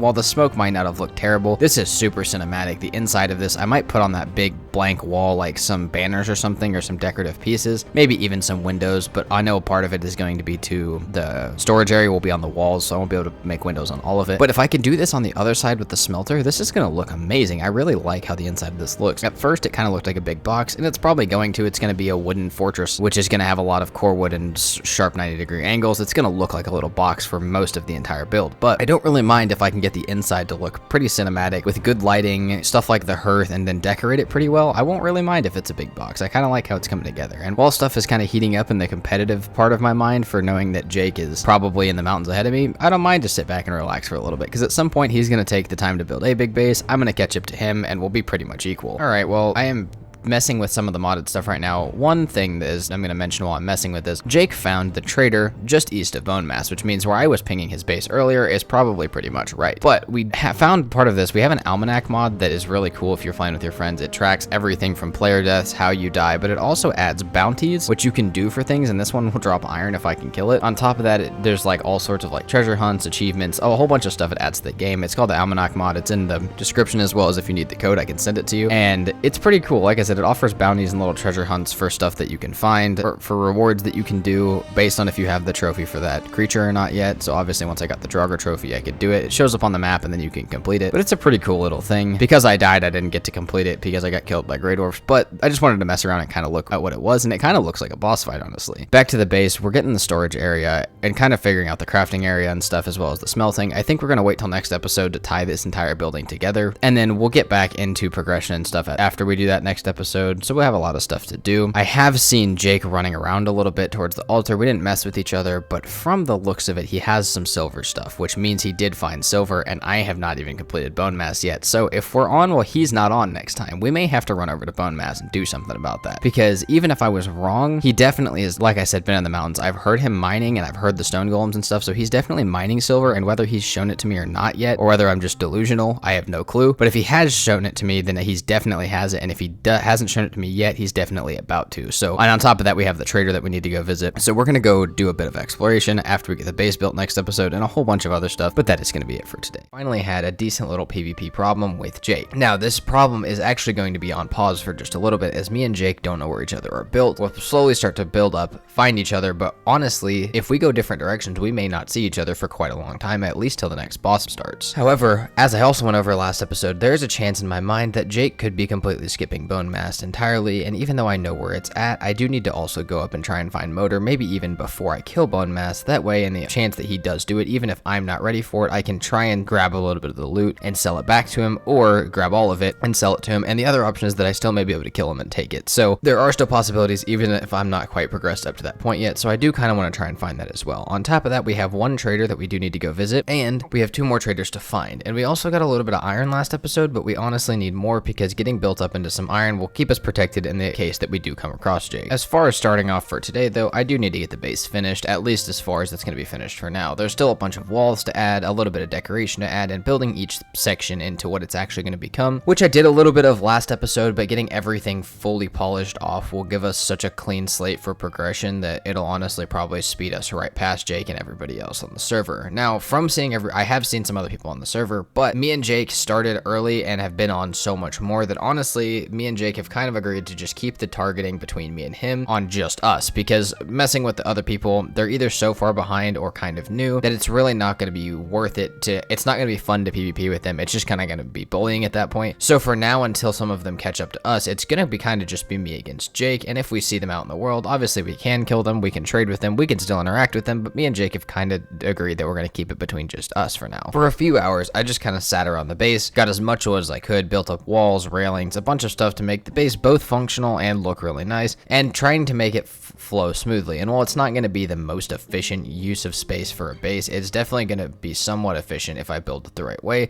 So I've spent a lot of time trying to focus on that, just getting the walls up and getting everything else up, because I'm tired of Grey Dwarfs throwing shit through my base and hitting me in the head while I'm trying to build stuff or put stuff in storage. On top of this, though, me and Jake had an interesting conversation about the last server and this server, because me and him were pretty chill at this point. We're just kind of hanging out talking, since we were both building is what it sounded like at the time. time. We'll go back to what he was actually doing later, but we're both pretty chill, pretty quiet, just kind of hanging out and talking. In this amount of time, Jake told me that, or I was asking him how he felt about this mod pack compared to the last mod pack. Now, clearly this mod pack is meant to be easier than the last mod pack, and it's a little bit more focused on some little things like the seasons, which we haven't really seen the hard part of yet, but fall is coming soon, and we will see it this episode. And also, like, we have the Deep North installed, assuming that it works. We have some other, like, terrain building mods. We had different mods, and it was meant to be a little easier and a little bit more explorative with the idea of PvP behind it. So that was what the idea of the server was. But Jake told me that he literally felt like Valheim on this setting was way too easy. And while some of you may agree with that because you may have played the mod pack from the last series, that was his first time really playing through the game, and he didn't even get all the way through the game. But because of how hard that experience was, that was now his base expectation for Valheim. And I was kind of quickly realizing that I had made an absolute monster out of Jake because he thought that he got used to the really hard mod pack being normal Valheim, and this felt like he was playing it on damn near creative mode for him, which made it really scary. But also, it's kind of insane how when you set your standard like that he now feels that this section is so easy. So that's a little interesting conversation that we have, and we'll get back to why it's interesting later because we'll figure out what he was doing while we're having this conversation later. But it's a little scary to hear that because we started on that mod pack, and that's what I gave him as his first Valheim experience, or his first full playthrough, he had played a little bit before, that he now thinks that even this mod pack is extremely easy. And he played, I will tell you guys, he played vanilla Valheim another time after this, and he thought it was literally like I said, like on creative mode, like way too easy. So it's a little bit scary to see the monster that I've created from Jake. Apart from just me and Jake messing around though, talking about the mod pack, this mod pack last series, kind of just talking about stuff, the base was coming along really well. Jake was, like I said, getting pretty quiet, and we'll talk about why here in a minute, but all I need to do is literally get some stuff put away, get a staircase built up to this last layer, all the ceilings are on, I have ideas for where all the crafting stations are going to go generally, and then I should be good to build this exactly, or this should be pretty much done being built exactly how I want it for now. Before we talk about what Jake is doing right now though, let me show you guys what I mean when I always talk about the fact that Jake's mic tells on him for exactly what he's doing in probably the most unfortunate moments that I've ever seen for him. I want you guys to listen to this clip very closely, as it's not even the 10th time this has happened on the server. This has happened so many times on this server. Quit buying shit. Fuck no. This is just one of literally hundreds of times on the server where I could hear exactly what Jake was doing while he was doing it, and I didn't always know exactly why he was doing the things he was doing, but I was getting a pretty good idea of being able to follow his progression just based on the sounds I was hearing from his mic, and there's not really anything that he could do about that. But the thing that I was hearing the most was I was hearing him mine, and I was hearing the sound of what it was either a stone golem or a troll whacking next to him, but I was pretty sure that it was the stone golem. But again, these mic sounds are partial and kind of hard to tell, but trying to act like a little detective, I was trying to see what he could possibly be doing. And after he went and got the belt, I was hearing it a lot more. And I knew that somehow, probably following one of my videos from the reverse series, or following someone else's video about doing it, but because of exactly how he did it, I'm going to say probably from my reverse series is how he did this. He was getting silver, and he was getting it by getting a stone golem to whack the ground. Yes, you can use a stag breaker or a hammer or whatever else you want to use, but the stone golems are readily available. They kind of help defend you while you're up there. And honestly, they have a little bit of a bigger hit range, so it's a little easier to do. But he was getting a stone golem to find silver for him, and he was pretty much skipping bone mass, which kind of says that what I was saying at the beginning of the episode is right. I need to get up and find motor, even if I'm not going to do it right now, just so I know and have a portal over to it, or even just generally close to it, because I do not want him getting that far ahead of me. If he kills motor before I am even through bone mass, I am screwed, and he has a portal of bone mass, so if I go to do it, he's going to stop me. He's pretty much building me in on a barrier where I cannot progress without him messing with me, but he can, and he will leave me in the dust completely if I don't do a few things. If I don't progress past him with some speedrunning methods, which I really don't want to do, honestly. This is kind of meant to be a slower server, but I can try and beat one of the bosses quicker than he can get there, or while he's in a stressful situation. I can do stuff while he's not on, though I don't want to do too much to progress past him, because that would not be that fun of a server. And I could also try and interrupt him when he goes to do it, or he could just straight up get unlucky with whatever the boss spawns as and not be able to do it himself. So there are a couple options for even if he is this far ahead to actually keep up with him, but for now, the base is pretty much built. I'm going to move everything in from outside and put everything in the chests where they go, as well as all the crafting stations from our little starter area, and we are pretty much ready to get back to iron, where the first thing I think we're going to do is build our new armor set, because our actual armor set is going to be pretty freaking insane compared to the troll hide we have. It's modded, it's very strong, and it helps our use in maces, which will make us kill bone mass extremely quickly, as it ups our mace skill and makes us use less stamina while swinging it. So the bone mass fight should be extremely easy no matter when I decide decide to do it. So we're going to get that built up, start getting the stuff for bone mass built up, and all of the stuff for the entire swamp built up. We may look for mountains and explore the area around our base a little bit, but generally we're going back to progression as soon as we get everything finished moving into the base. With everything finally getting packed away for the base though, Jake asked me to come to Eitr because we had something to kind of admire about the mods that we had downloaded, and it was honestly pretty awesome. I should do that. That sounds... Yo, look at the trees!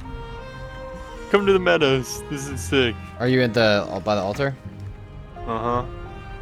The map changes too. Just hit That's the what I was map saying. and look up Yeah, here. that's what I was saying. That's what I was saying. Look at the... That's what I was saying. The map changed. Yo. It's lit, bro. This is so sick. Yo, this is a fucking screenshot moment. Yeah. The map looks so good, bro. Now, if you guys are wondering, this is from our seasons biome listed in the mod pack listed below, or you can find it on probably any mod manager. But the seasons we knew affected a lot of stuff. They affect like the time of day, how long the days last, how long your rested buff lasts, how quick things grow, how quick animals grow and mate, all that kind of stuff. It affects a lot of different things, and it's honestly kind of cool because that's fairly realistic. But it also makes for pretty low FPS like changes. Like it does not change that much of your FPS. It's honestly pretty insane how much cool stuff it adds, because it doesn't just add the fall stuff. During the spring or summer, it literally looks like the meadows and the plains. During the winter, everything looks like mountains. It changes the map along with everything. You can build the seasonal stuff, so like during the summer you can build the maple, and during the winter you can build the Yule tree and all that kind of stuff. And I think with this one we can build the Jacko turnip or whatever. But it's a really cool mod. But seeing this for the first time, these red trees and stuff, and how much this changed the way that the map looked, it actually changed the mini map as well. Like it changed everything. It changed literally everything about the aesthetic of the map. It was pretty freaking awesome to see. So that was, like I said, a little wholesome moment me and Jake shared. Stop the PvP, stop the progression, stop the building, and just kind of admire the cool mods that we had downloaded, as that's almost the purpose of the series. And it was pretty, like I said, it was pretty awesome to see. Me and him just hung out over there for a second. However, when I was over there, he pulled out something, silver sword, as well as it looked like he may have some silver other stuff as well that I couldn't see because I was pretty far away, but it looked like he may have pulled out a shield or even a couple, or even like a knife or something. It looked like he had a couple of different silver things, and this again confirmed everything that I've been saying. I've turned Jake into a monster by showing him too hard of a mod pack first, which is kind of funny because now he's really good at the freaking game. He's honestly probably better than me at the game at this point, even though he has 50 hours and I have 1,000. But he also is way past me, and he could be close to Motor soon. He likely knows where Motor is. So I need to be very careful in one, trying to find Motor myself, but also trying to progress and making sure that if I do progress, he doesn't see it. Because if he sees me go to do bone mass, he's gonna kill me pretty quickly. He's at least gonna be able to ruin everything that I'm doing. So I need to make sure that he doesn't do that. But on top of that, he's quite far ahead, and I need to make sure that I don't let him trap me, like I said, in a little barrier of progression where I can't do anything and he can. So we need to make sure to break this, because while he is doing quite a bit better than me, I do not give up easily. So while we did share a nice little wholesome moment, he did kind of give himself away for how far ahead of me he was, pushing me back really from wanting to build and really wanting to go back hard at progression because I needed to keep up with him at minimum. And seeing how the base's storage and everything is finally coming along, the workbenches and stuff will go up in just a second after this is done, and honestly the base is pretty much looking done. Maybe about another 30 minutes of finishing it up and we will be completely ready to go back to progression, because as I'm seeing, that is what I need to focus on. Now I will say Jake really hasn't built a base and has a really big base plan, so at some point he will probably slow down and I will shift at least to equal or a little bit past him as he slows down to make his base, just like we did here. But he has made a smart decision by setting up the ability to sabotage me or stop me from doing what I want to do by getting ahead of me, and then while he's building, if he really needs to, he can, but if he doesn't need to, he can just keep building. And so he's kind of set up a thing where he can make the choice, he can build and chill out, but also still have the option of stopping me if he wants to, which kind of puts the power in his hands, at least for now. But we're going to try and change that this episode. And after getting food cooked up, stuff organized, and a bunch of other little progression things, it was time to head to the swamp and get a bit more iron from one of the crypts that I had previously raided that would probably be respawned by now. On top of that, I would be able to get probably some ancient bark and some other stuff for weapons, and I would be able to make my armor set very soon. Alongside this iron, I had traded Jake just a few chains for a absolute shit ton of tin and gotten a bunch of copper, and that was smelting back at base now for bronze, which would give me the ability to make a couple fermenters as well as the Armory, which is one of our modded things for armor, and that would be what I need to make my armor set. So the way that the armor works, I'll explain while I grab the rest of this stuff, is pretty much each base set in the game, like the troll hide, the regular iron set, the iron scale mail, the silver set, all of those sets have an upgradable version that helps promote you to use some sort of weapon throughout the entire playthrough. So if I choose the iron set, I will have a mace buff for the entire playthrough, and I will continue to upgrade that armor set rather than make a new one every time, which makes a lot more sense to me. But if you want something like knife bonus and sneakiness, you can keep the assassin set on the entire playthrough by just upgrading it with each biome that you're in, which is what we did last season. So that's kind of what we're going to be using again. But again, I did trade Jake for a bunch of the stuff for really cheap. I think it was 3 chains for 60 tins, so that was really cheap. I got a bunch of copper. That's all smelting back at base. I'll have the iron, and we're going to be right back on the progression chain. We'll get an iron pick. It's probably going to be the most important thing. We still have a flint spear and flint weapons, so we need to get a couple things set up here to where we're more likely to, like I said, if we run into Jake, we'll be pretty well set up. We need a bunch of our iron stuff. We need iron gear. We need everything we can. And honestly, we need to get prepped for bone mass, because if I can catch it as soon as Jake gets offline, by the time he gets back online, we may have a chance at going for motor, or at least tying him to get there where we can stop him from doing it himself. I then made another extremely hopeful and very cheap for what it was trade with Jake. He agreed to unlock and public his portal to the trader so that I could use it if I traded him 100 Great Orphies, which, as I mentioned earlier in the series, I had a shit ton of and was just getting more and more of every day because of where I was built. Now, I knew it was probably so he could make ice cream, but I really don't freaking care, because getting the portal unlocked to the trader, one, puts me pretty close to his base as far as I'm concerned, way closer to Bone Mass, and probably on the same island as Bone Mass, and it also just saves me a bunch of time for the couple 100 Great Orphies, which I already had sitting around my base. So that was honestly another really good trade that I was able to make with Jake that did help him, but probably helped me more, whether he knew it or not. But with going to the trader, I was able to get my belt, my iron was smelting up, and it was almost time to start getting my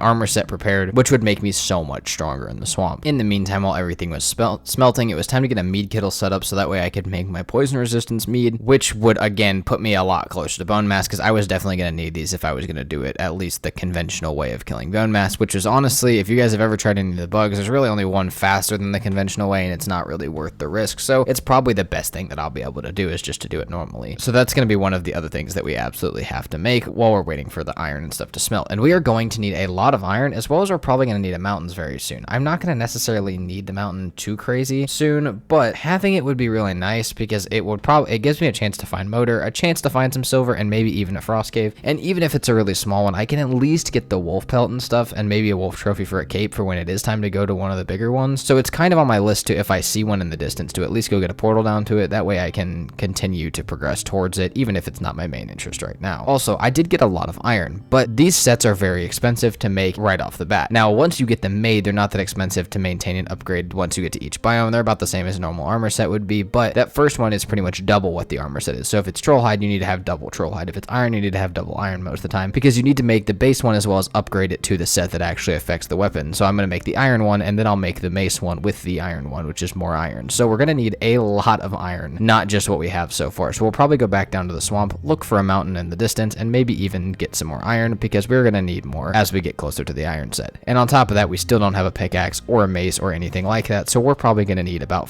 300 more iron at least. Also, while back at base, before I get off for the day, I am going to put I have a frost mead base as well as a poison mead base inside the fermenters in this back corner, which is where I've decided to put them. We have our base pretty much done and built, so I'm going to get off for the day, but I will be back on, which will just be a second for you guys. But just know that it is going to be a different session, so a lot of stuff could happen from now and when I get back in just a second. Jake could kill bosses, Jake could be way more progressed, or Jake could be offline, so we could have a giant jump here no matter what when I get back on. When I logged back on the next day, a lot of time had passed. Jake was on, but had just gotten on, and he had kind of gotten off about the same time as me last night, so really no progression had changed. But something really major that had changed was it was now winter, and I do not have any sort of frost resistance other than the meads that I made for the mountain, and those honestly maybe have to be what I take out with me. Now, I did make it so that you can't freeze absolutely anywhere on the map, but as soon as it's raining, your character is wet, or you are in any sort of water, you will freeze to death, just like you are in the mountains anywhere on the map. Plants stop growing, rested buffs last half as long, and everything gets a lot more dangerous once it turns winter. However, there are a couple upsides that I can think of that I will absolutely utilize this episode and further episodes down the line when it becomes winter and other years of the server. Things like the water freezing make transportation without boat a lot easier, and exploration, portal setting, and marking out of a lot of resources and stuff a lot easier, because you don't have to worry about anything like that. The swamp becomes a lot easier because leeches are frozen in the water and you can run across it without worrying or getting stuck. However, like I said, you have to have pretty much frost resistance at all times that you're near water or that it's raining or snowing, and you will get absolutely wrecked by the winter if you are not prepared for it, which is why I spent so much time building a base before getting off, because we can kind of sit in here and live off of what we have for quite a long time. But we are going to try a few things to make sure that we get some progression throughout this winter. While Jake, who has a small base and no ability to grow anything or do anything right now, he does have his frost stuff from going to the mountain, so we're kind of an equal thing here. I'm safe in my base, he's safe anywhere, but he doesn't have nearly the resources to progress, and he's going to be moving a little slower here. Ideally, I should be able to pass him or get a lot closer to him in this amount of time while we're on today. Now, past that, I got both my poison meads set up. I got my frost one making. I forgot that yesterday I didn't put it in. I had 2 poison ones, but we have a frost one making that we'll be able to use. We have two sets of poison ones for us to take to bone mass, and honestly, we're going to just try and quietly progress inside of our base as the winter goes on, but it's already halfway through when I logged back on, so we don't have to endure it for too long. Running across the water was honestly such a weird, surreal thing in Valheim, and while I was doing it and exploring the swamp, I actually found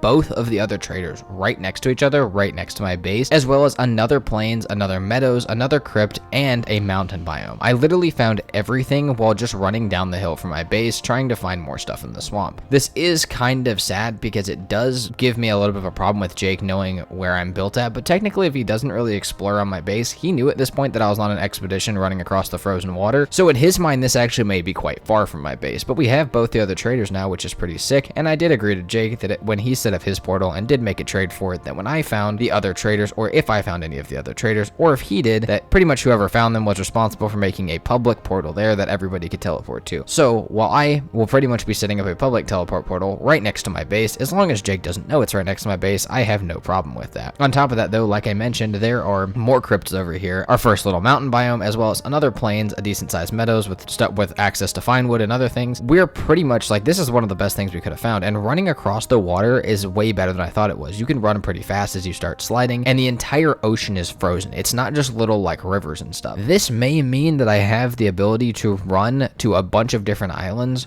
or at least a bunch of different land sections near all of the landmarks that I can think of, put down as many portals as I possibly can, and that way when the water unfreezes, I'll have a bunch of different little spots that I can go to around the map without ever having to boat to them, which feels a little weird for Valheimer being a Viking, but honestly, using the ice to your advantage is something a Viking would do, and we're not playing for the most amount of realism due to, I don't know, the insane amount of modded shit flying around us constantly. So we have that. We're probably going to use that to our advantage in a little bit, but first I'm going to check out this little mountain biome, check out the traders, and do what I agreed to do, which is put up a portal over here for maybe a small trade from Jacob if he wants to, but he really doesn't have to because he made his public as well. So we're going to set that stuff up, explore a little bit, and I'll come back with whatever I find. I didn't really find much while exploring other than a bunch more iron, but bringing that back, it is definitely enough to start setting up my armor set, as well as I think while the water's frozen, I would be absolutely stupid to not run over and put my stuff and put a portal down at Bone Mass, as well as maybe try and find some other mountain biomes and plains biomes, maybe even run as far out as putting a portal at the Mistlands, not for the purpose of doing it, but for the purpose of when I need it, because like I said, it's weird to not use a boat in Valheim, but if this is what's at my disposal, I have to use it to keep up with everybody else. So I'm going to use it as best as I can and as smart as I can, because it sounds like Jake is just messing around in his base right now and doesn't even really realize how useful the water being frozen over really could be to either of us. So I'm kind of happy that he doesn't realize that. I'm going to go get my stuff down at Bone Mass. I'm going to go get some more cores as well so I can make maybe some more smelting area, as well as I found a weapon that needs a bunch of cores. That's a modded weapon that actually looks really sick. We'll get into that in a little bit when I get closer to making it, but we need a bunch of cores. We need to run around. We need to set up some more portals. We also need more cores for portals in the first place. So we're going to go just get a bunch of stuff. Like, I'm going to get my armor set ready, and then I think we're going to go on quite the expedition looking for all this stuff, because the water's only going to be frozen for another day or two, and ideally I get everything down before then, and I bring portals with me so I don't have to worry about building a boat to get back. I can just teleport back. All right, we have our mace set fully made. We have the stuff for some portals, and we have the locations from the trader Hilder, so we should be able to at least pinpoint certain biomes that we want to go to. Mainly for me, weird enough as it is, I actually need more black forest or to find some swamp circling spawners, because my amount of cores that I'm going to need for the modded weapon I want, as well as the amount of portals that I want to build, is going to be a little insane. And there's also some lighting features and stuff that I'd like to use for our base in the future that also take cores. So I'm honestly going to head towards the smoldering tombs and put down portals there first, and then like I said, maybe head even as far out as the Mistlands, depending on how much time I have. But our first stop, other than that first smoldering tomb, is going to be to run around the edge of our island, get an idea for how big it is, and then run out to Bone Mass, because like I said, we only have a day or two to get out of this. Each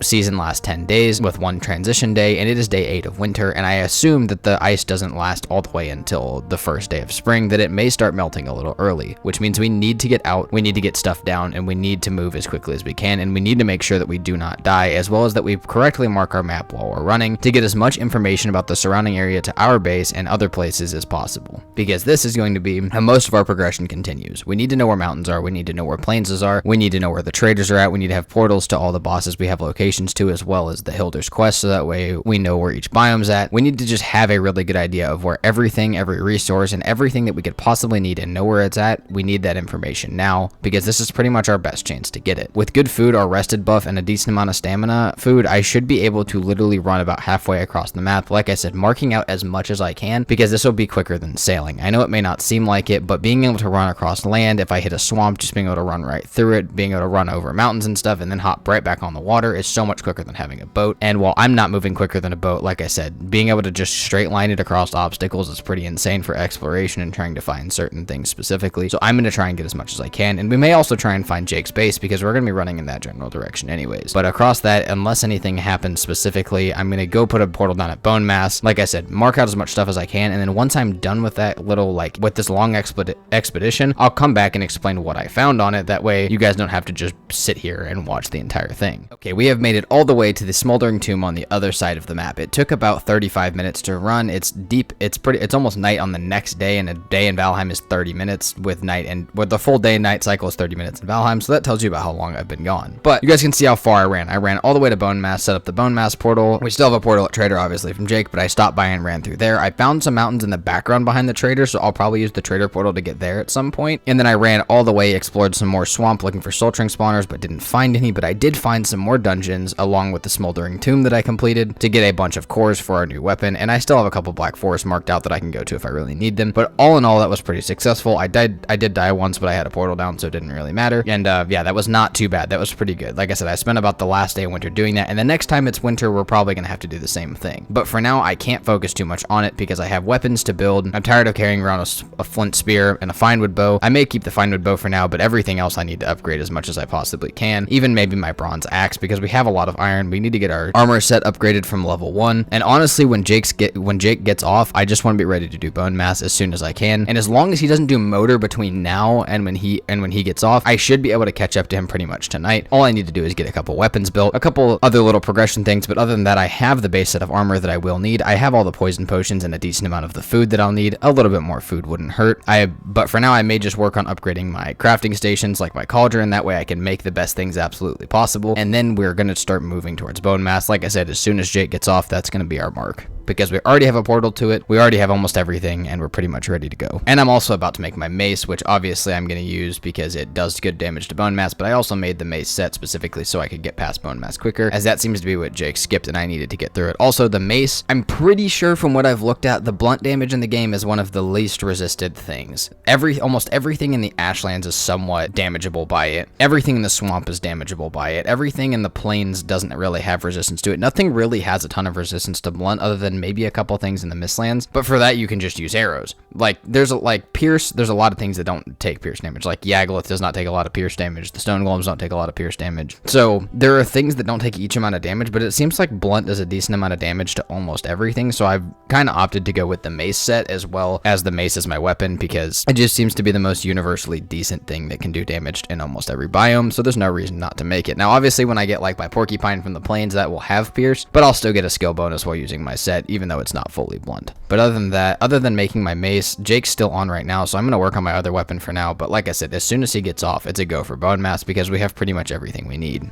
In the meantime, though, let's talk about this other weapon. I don't know why the recipe changed. Normally, to get this weapon, you need to get the trophy from a modded boss. But really, other than I think last season we found one of the modded boss spawners or two of the modded boss spawners and did them, but there's no like register to find them. And then they don't show up in your map and they're not very common. So getting them is really low chance. But for some reason, there's a chance to get pretty much if you have one of the mods installed without the one that gives you the modded bosses, you just get a different recipe for it since you obviously can't make it. And even though we do have the one, which is Monstrum for the modded bosses, I still got the other recipe and Jake was showing the same thing, so I was able to make it. What I want to make is it's dual wield axes that do fire damage that are supposed to be from the swamp biome, but instead I can use them with a Draugr Elite trophy rather than the other boss trophy, which is pretty sick because I managed to get one of those in my first crypt. This weapons will go over what they do and stuff, but they just look insane. I'm super excited to make them, but I think they take 15 or 25 cores to make, as well as, like I said, I need more for portals and I'd like to build a bigger smelting area at some point, or I'm going to need them for the other smelters in the future, and I don't have a spawner that I can really farm yet. So I definitely need to get a ton of them, and I'm kind of probably just going to mark out a bunch of these crypts that I can do each day when I log on, because like I've said many a times, they respawn every 10 in-game days. So I'll just kind of farm these as much as I can for cores. I shouldn't need more than like 100 for the entire playthrough, but that's still a lot to get from dungeons, so I'm going to be exploring these quite a bit. But other than that, yeah, that modded weapon, once we can make it, it's going to look really insane from what I've seen of it. And even if it doesn't do that much damage, just carrying it on my back, because like I said, nobody else has really seen it, and Jake looked at the recipe but didn't really look at what it did, so I don't think he's going to be expecting me to have them. It might be a pretty good weapon to be able to pull out of my back pocket in certain scenarios. Because it seems like Jake isn't going to be getting off anytime soon, I also decided that while I was over here to start whacking at the Smoldering Tomb boss, because why not get some of the Hilder progress while I'm over here? And also Jake has never done that part because we never did that in the last episode, or in the last series. So, I mean, I know that Jake's my competitor right now, but I'm still trying to teach him about certain aspects of the game and trying to show him it as the full game. So I will probably show him once I get it what the chests do and how they work and how the bosses work. Unfortunately for us, these do respawn, but we're going to try our best not to do the same one twice, to actually travel to each of them and do them. That way we can't really like cheat the process and get too many of Hilder's chests without actually going to all the places. So we'll try and make sure that we keep track of which ones each other has done. That way we can't just copy and do the same one after 10 days. But he did come over and visit me and hang out with me for a little bit while we did this and while I looked at the stuff that I could buy. And I saw something kind of scary. He was in Fenrir's set, not the regular one, the modded one that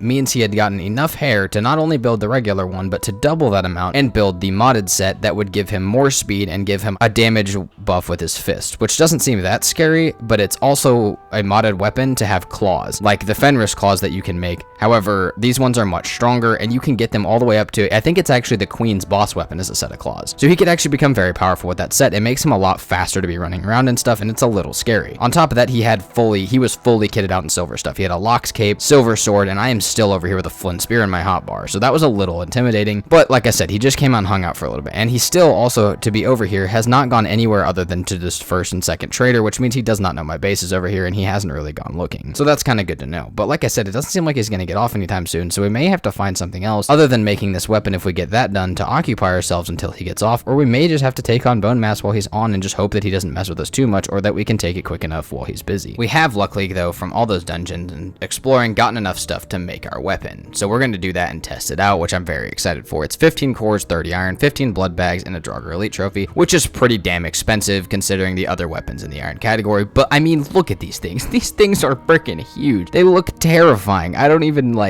know how to go about using these. And these are supposed to be a boss weapon from a swamp thing, which means they do a lot of damage. Upgraded just once, they'll do 52 slash and 10 fire, which is pretty awesome. And I didn't know it now, but these are also freaking great for cutting down trees and will later in the playthrough probably become my main axe, other than for things like Yggdrasil wood, as that's really the only thing they can't chop. But they chop really fast because they're dual-handed. And these things, like I said, they're great for chopping. They do a decent amount of damage, just not as much the swamp stuff, as a lot of them aren't really that weak to fire. But later in the game, these will be pretty sick. And the heavy attack on these is insane. A giant lunge with huge fireballs around you, and it can be activated while you're jumping through the air, giving you kind of almost a double jump. That's insane. Like I said, even if these don't do me anything too crazy, it will at least be somewhat intimidation for the other players if they see me with these, as nobody has ever built these in any of the playthroughs that we've played through, because normally it takes a really weird modded boss trophy that nobody can ever find, and this playthrough it seems to have either fixed that or glitched out to where we can actually make it. On top of this, I also went and got some stuff from the Bog Witch so I could make some meads, whether I use them next time it turns winter or to actually work my way up the mountain once I get there. I'll be able to use the Ratosk meads as well as make a bunch of food from her, because I really like the big food platters, and even if I don't use them, putting them in my base is a great form of decoration if you have a really big open base with a bunch of empty space. And on top of that, I think we're gonna just have to wait till Jake gets off. It'd probably be a few hours, and honestly we're getting close to the end of this episode, but I think next episode our biggest thing is going to be use these weapons, make some preparations for maybe the mountains while we wait for Jake to get off, and just explore a little bit in the areas that we set down portals, because we have a bunch of new stuff to explore now. So look forward to next time when we kill Bone Mass and actually progress deeper in. It's the second second year of the server. It's finally spring again and it's not all snowy, which sucks because I can't run across the water, but it's kind of nice because I'm not freezing to death constantly. If you guys are enjoying this series, please make sure to let me know down in the comments. I'm currently trying to make it to 2,000 subscribers, and like I said, we are really close. By the time this video comes out, we may actually already be there, and if we are, thank you guys so much. I'll put out an announcement about it too if we make it, but for now, I am currently trying to make it there. I'm still trying to grow the channel past that, so if you're not subscribed, please do. But yeah, other than that, we'll hit up next time. We'll try and get a bunch of progress, but that is going to be it for today. Jake is making a ton of progress, but he is off right now, which gives me the opportunity that I may be able to very soon do bone mass, and he may head for motor soon, which means I need to be able to stop him. And while that is kind of stressful, it could make for a very exciting episode if everything goes how I think it's going to. But first, we need to get geared up. I have almost everything ready for bone mass. We have a portal over there from last episode, and I think we can make final preparations and start going over there, and that will put us somewhere or somewhat caught up with Jake, because we can start getting silver while he's offline. And if he does decide to go for motor, it will be more of a fight than he thinks it's going to be, because I think in his mind he said it's not going to be a fight at all. If he does go for it, he's just going to be able to do it. Now, I also haven't found motor, which is something that I have to do this episode, and I know he did, and he said it's pretty far away. Now, I don't know whether to believe that or not, but that's all the only info that I have right now. So we're gonna get ready for bone mass, and as soon as we do get ready, I'm gonna go back to base and see what I need. We're gonna, like I said, we have a portal up to close by a mountain, and we're gonna run up the mountain and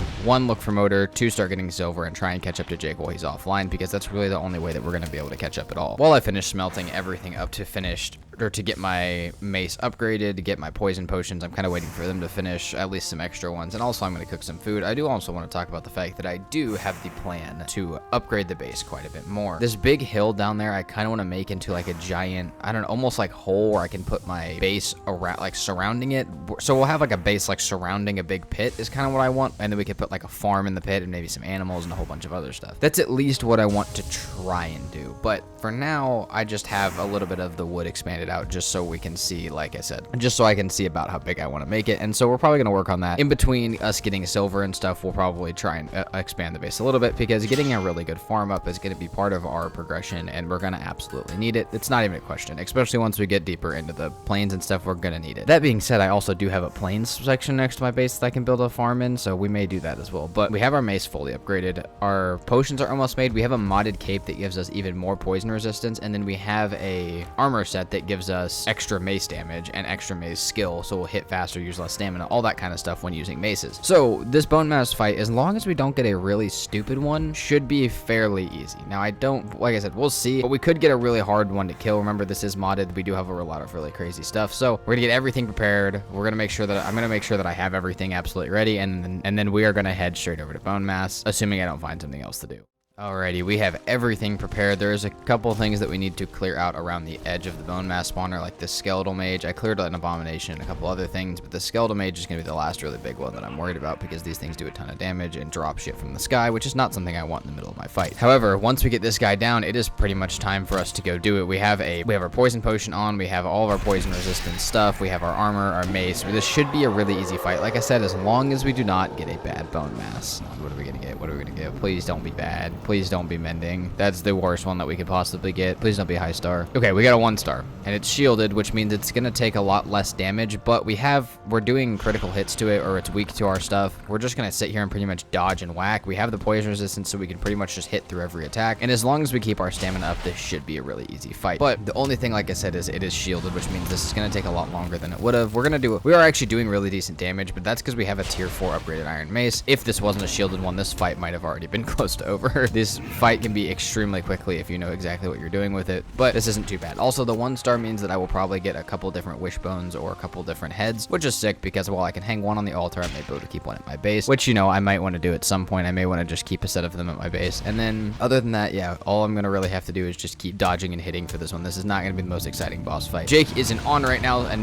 neither is anybody else. I'm the only person on the server when doing this, which is kind of a bitch move to hide it, but I'm tired of getting my stuff taken like on the Elder, and I want to make sure that the next boss fight that anybody gets anything taken from is when Jake does motor. So I have to absolutely do this when everybody's offline in order to keep myself safe. Like I said, I know it's a little bit of a bitch move, but gotta catch up, gotta do what I gotta do. So this is what I'm choosing to do. Also, on top of this, like I said, we have a mountain portal set up, and I have frost meats going back at base, as well as some from the last winter period on the server. So we are actually going to be set up to go right into the mountains after this, and maybe catch right back up to Jake, because I know he has not done motor yet. So that is going to be, like I said, one of probably the best things that we can do, is just get caught up to him. That way, way, if he does go to do motor, and if also we can find the location, it'll be pretty easy to go counter him, because that nothing has made me want to counter him more. Like, I don't want to do anything on the server more than counter Jake after he messed up my Elder. So we're gonna get this boss fight finished, assuming nothing exciting happens. If we die or something, I'll show it, but other than that, we're just gonna keep damage it out like I am now, and then we'll be back once we get it killed. We'll see if we get any good drops from it, and then we're going to move on to the mountains and also expanding our base for the day. All right, it's really only been 2 minutes from the last clip if you look at my poison meat resistance time and all that stuff, but I have not died. This is a super easy fight. We got tons of bone mass shards. We got the recipe for the boss weapon, but we did not get it. But like I said, we got the bone mass shards to be used for the magic stuff at some point in time, and then also, yes, we got it down. Those are biggest things. So we got our wishbone. We're gonna go back to base. We're gonna throw this on the altar so that way we can get probably my favorite ability in the game, at least in early game, and then we are gonna,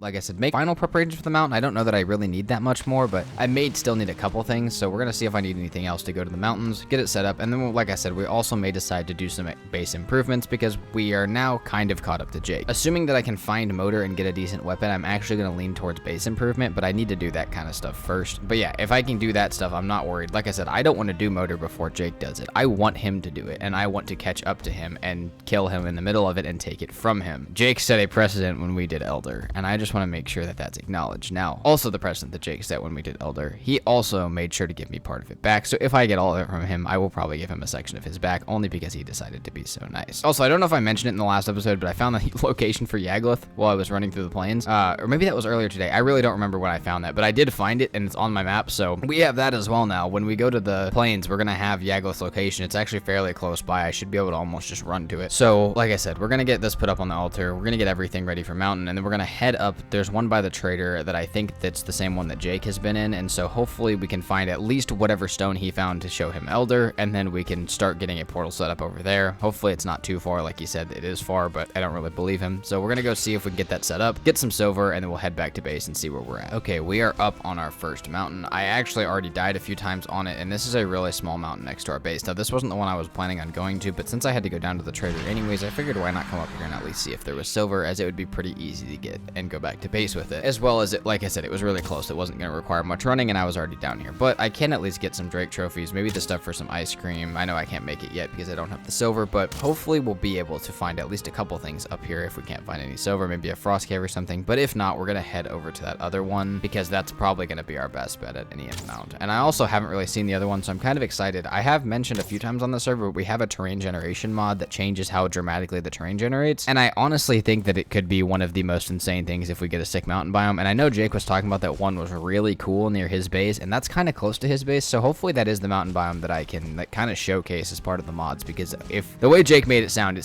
really awesome. Okay, though it is nighttime, I have opted for a bigger and better mountain. There's one right next to the trader, and since Jake gave me access to his trader portal as I did for mine, I should be able to just run up this mountain and place my own private portal up here. But I assume that this could be the same one that he explored to find motor, at least. At least that's a fair assumption for now, because I don't know of any other mountains. When I ran all the way to the smoldering tomb on the other side of the map during the winter when I could run on the ice, I couldn't really find anything. There wasn't any other mountains that I saw other than this set behind the trader, so this is really my only option. So we're gonna get up here, get a portal set, and then probably go back to base and wait for daytime. And once it's daytime, we'll come up here and actually look at it, because hopefully, like I said, this is the really epic one that Jake found earlier in the playthrough. This is absolutely the cinematic masterpiece that Jake found. It's kind of hard to showcase exactly what it looks like without it being daytime and super clear. The way that like Valheim kind of blurs the distance makes it a little hard, but we're going to be in it quite a bit, so hopefully you guys will see a really clear image of it at some point. It is a like giant cinematic mountain circle though, with black forest like bowl in the middle. It almost looks like a giant ice volcano with black forest in the middle. It kind of looks insane. If there was an Ashlands up here, it would be the coolest thing ever, but it looks pretty sick. I'm kind of excited about that, so hopefully this is where the motor fight is, because this will be the most cinematic point in the series by far. Other than this though, I am going to go up here, see if I can find any silver. I'm sure I'll die a few times, but I don't really need to show that too much because it's just going to be running back from my body. But if I can find silver or motor location or any sign that Jake has been up here, I will definitely show you guys, because that is the only things that we are looking for, other than maybe a frost cave as well.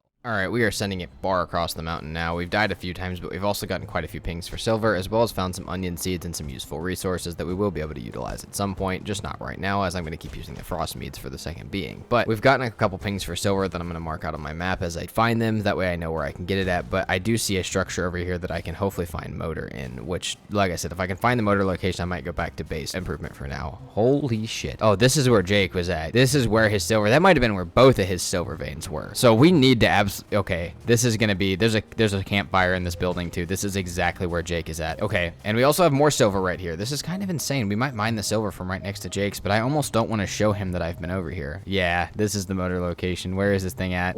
It's okay. It is not far. It is right here. This is exactly where motor's gonna take place. This giant cinematic mountain bowl is gonna be exactly where it takes place. I need to go back, hopefully get some of the silver. I need to go back and get some of the silver closer to my portal because I don't want Jake to know that I've been over here.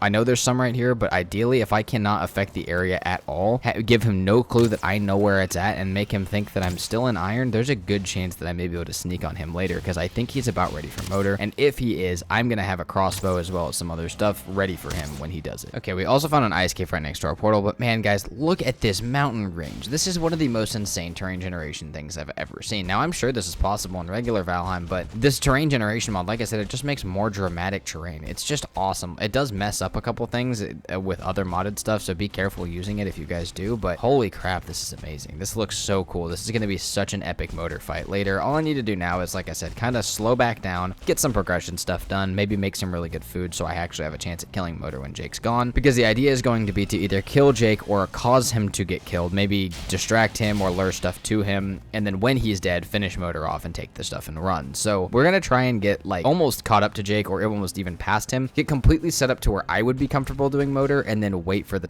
perfect time to strike, which could be in a couple hours, but it could be any time now because he is going to be back on soon. All right, we have a silver vein right next to our base. We will probably have to go back and get some more weight, clear some inventory room, and just kind of, you know, make it so we can carry as much stuff back as possible, and also repair our pickaxe at some point after we get this mined out. But we have silver. Now it's time to kind of decide what I want to build. Now I don't have to only decide one thing. I can make as many different things as I want, but like I said, Jake's going to be back on soon, so ideally I get a bow or some ranged weapon first, and then I can start working on the other weapons if I want them for now. But because he's going to be on, I need to get as much stuff. I need to get as good of a weapon as I can. Like I said, something that I would be comfortable fighting motor with, which is either going to be a bow, but we do have the option for a silver crossbow in our mod. And if it looks really good, I might honestly use that. Also because being able to shoot an absolute laser beam is going to be one of the best possibilities to kill Jake. And the knockback on it could knock him off the mountain and get him killed to fall damage, meaning I wouldn't even have to worry about how much armor he has. So that may be the play, but I need to get all this silver. Like I said, I need to get my inventory cleared out and mine a whole bunch of it, get our pickaxe repaired, and kind of, I mean, I got a lot of stuff from the mountain biome that I need to put into our chests because I just need to organize everything in general. Then we should be able to actually start working on our silver stuff. So on top of that, I also think I forgot to mention, or maybe I did show it last episode, I made a really shitty tiny farm out front. Like, I know I'm talking about making this big one down below, but for now I did want the spice rack, so I went ahead and planted a few things out front hoping they wouldn't get destroyed. But I'll probably throw my onions in there so I can get better food as well, because like I said, we're gonna also need really good food. I want everything, every feeling, all my armor, all my weapons that I could feel comfortable fighting motor with, and then we'll try and upgrade past it to where I would feel good fighting motor. But I just need to feel somewhat comfortable because Jake is going to do most of the damage for me. I just need to make sure I can do the finishing him out once he's dead if I can get him there. We are back at base making major progress after getting a little bit of the silver. I haven't gotten the entire thing mined out, not even close, but I do have the ability to make my spice rack now. I'm going to upgrade this little cooking area, and then I also am smelting the first bit of silver so I can at least get an idea of how much I need, how many things I'm going to have to break, and I can kind of just break it all and put it all in a chest and then run it back one piece or one section at a time. But I'm gonna get probably all of it in one run, so I need to figure out how much I need, and getting these first couple pieces will tell me at least a general range of how much I'm gonna need. On top of that, I do also have the ability to now make my butcher block with the silver, which means that I'll be able to get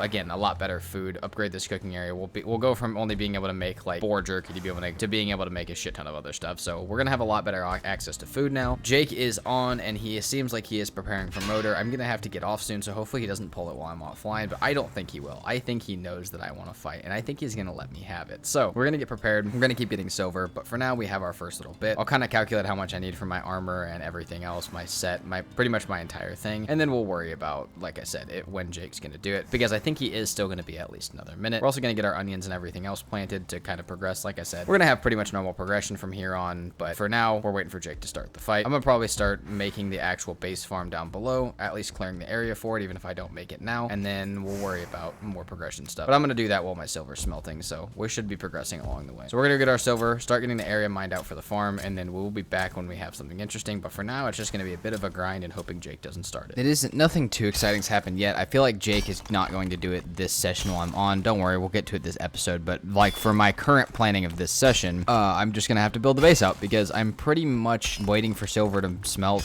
I'm just digging this hole. Like I said, I want this to be our farm at some point, so I'll show like what exactly I want want that plan to look like. It'll be honestly giant and look really epic, but we're going to start digging it out. We may not make it into anything yet, but getting some of the work done will make it easier for us later. And then, yeah, I'm just waiting for silver to smelt. I have an idea. I think I'm going to make the crossbow once I get everything ready for it. And then Jake's not going to do it this play session for me, but it'll be this episode for you guys. So I am probably, like I said, I'm going to just kind of get everything ready, get everything smelted up for my current day, and then I'll get off for a little bit. And hopefully when I'm back on, Jake will be ready to do it. And he will go for it. Like I said, he doesn't seem to think that I know where it's at. He seems pretty cocky about getting it done really quickly. And I'm honestly feeling really good about sabotaging him because I want him to feel the way I did with Elder. Not too bad, just a little bummed out that it happened. So we're going to get everything ready, get ready for that, and then hopefully, like I said, when we get back on later, if anything exciting happens, I'll show you guys, but other than that, we're just kind of waiting to get our stuff ready and wait for Jake to start it. All right, I am back on for my next play session. Jake is actually off right now, which kind of makes me think that the tension may actually hold over into tomorrow. He said he had to get off and that he might not be back on for the night, which kind of sucks a little bit, but it's nothing too big because it just gives me more time to, like I said, build up my base, chill for a little bit, and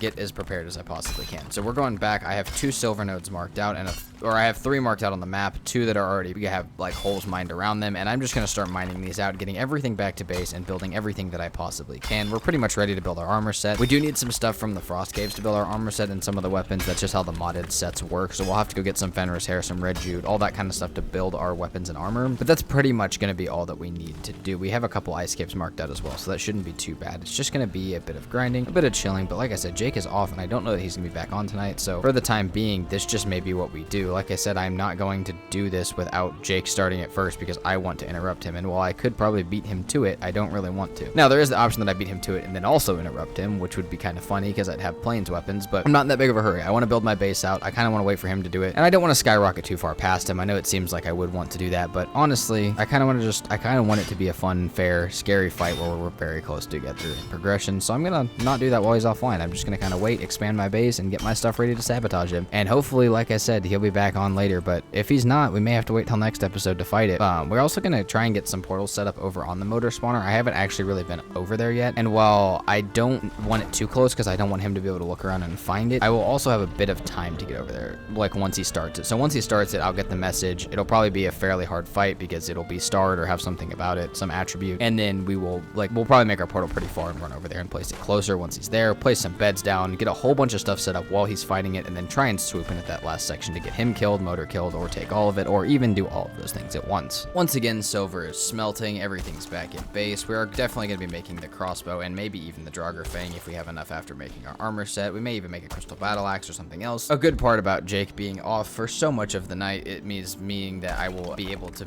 catch up to him pretty confidently. I'm not going to have to just rush and only have one weapon. I'll be fairly set up when I get there, which is pretty much the best thing I could do for myself. But also, I have this awesome base expansion going up. A lot of this series has been based on the PvP aspect and a lot of the crazy shit going on between me and Jake and all the progression and all the crazy modded shit and the terrain generation, but there is some really cool building stuff we have too, and a lot of farming and taming stuff that we can get as well. So I'm going to start getting this built up because a really good farm along with our plant everything mod is going to be one of the most useful things in this playthrough. So getting this set up is honestly, like I said, it's going to be one of the best things we can do. We're going to build out this. I want to make a whole stone wall down inside of there and around the back edge, and then have another layer of the base built up just like this layer is, like the 3-story section, all the way out on these wooden platforms that I'm building out. So I don't know what I'm going to put in all of this stuff, but sometimes I just build the build. If I may build it to be decorated, that's what it can be. It's going to look pretty awesome. It should be one of the coolest bases I've ever built, and honestly, that's fine. If that's what I get to spend my night doing, I'm not going to be upset. We are waiting generally for, like I said, silver just got done smelting. We have a ton of it. We're going to build the Fletcher tables so we can have our crossbow. We'll upgrade it so that way we can have an upgraded crossbow and an upgraded Draugr Fang, because our Fletcher table is our modded bow table that we need for that kind of stuff. And then, yeah, outside of that, it's not going to be, like I said, the most exciting rest of the night. We are definitely going to open up next episode with a motor fight, though. So when we get to talking about next episode, hopefully that's what we'll be able to open up with, is a giant motor fight. Very dramatic. Jake won't know we're there. If he does know we're there, we're just going to start messing him up quickly, and maybe we can sneak in and grab it right as he kills it. Or, like I said, lure something over to get him killed as motor's low health. We'll have to make a plan when we get there, but for now, that's kind of what it looks like. It looks like we're going to finish up, build this base section this episode, get everything very organized and upgraded, and then as soon as we start next episode, Jake should be back on and starting motor, which means we'll pretty much be set up to interrupt as perfectly as we'll be able to. All right, we're getting very close to the end of the episode here, but I want to show you guys this and a lot of other stuff before I do. So this is what the base is going to look like when it gets sectioned off. We're going to build these giant Odin Plus walls around the entire base of this. They'll be attached to the ground because it's kind of dug into the ground, so they'll have perfect foundation support. These ceilings up here will have perfect foundation support, and it'll be an honestly pretty like well supported thing, which means we'll be able to make it very tall around this inside section. It'll almost look like a giant pit with like fire and the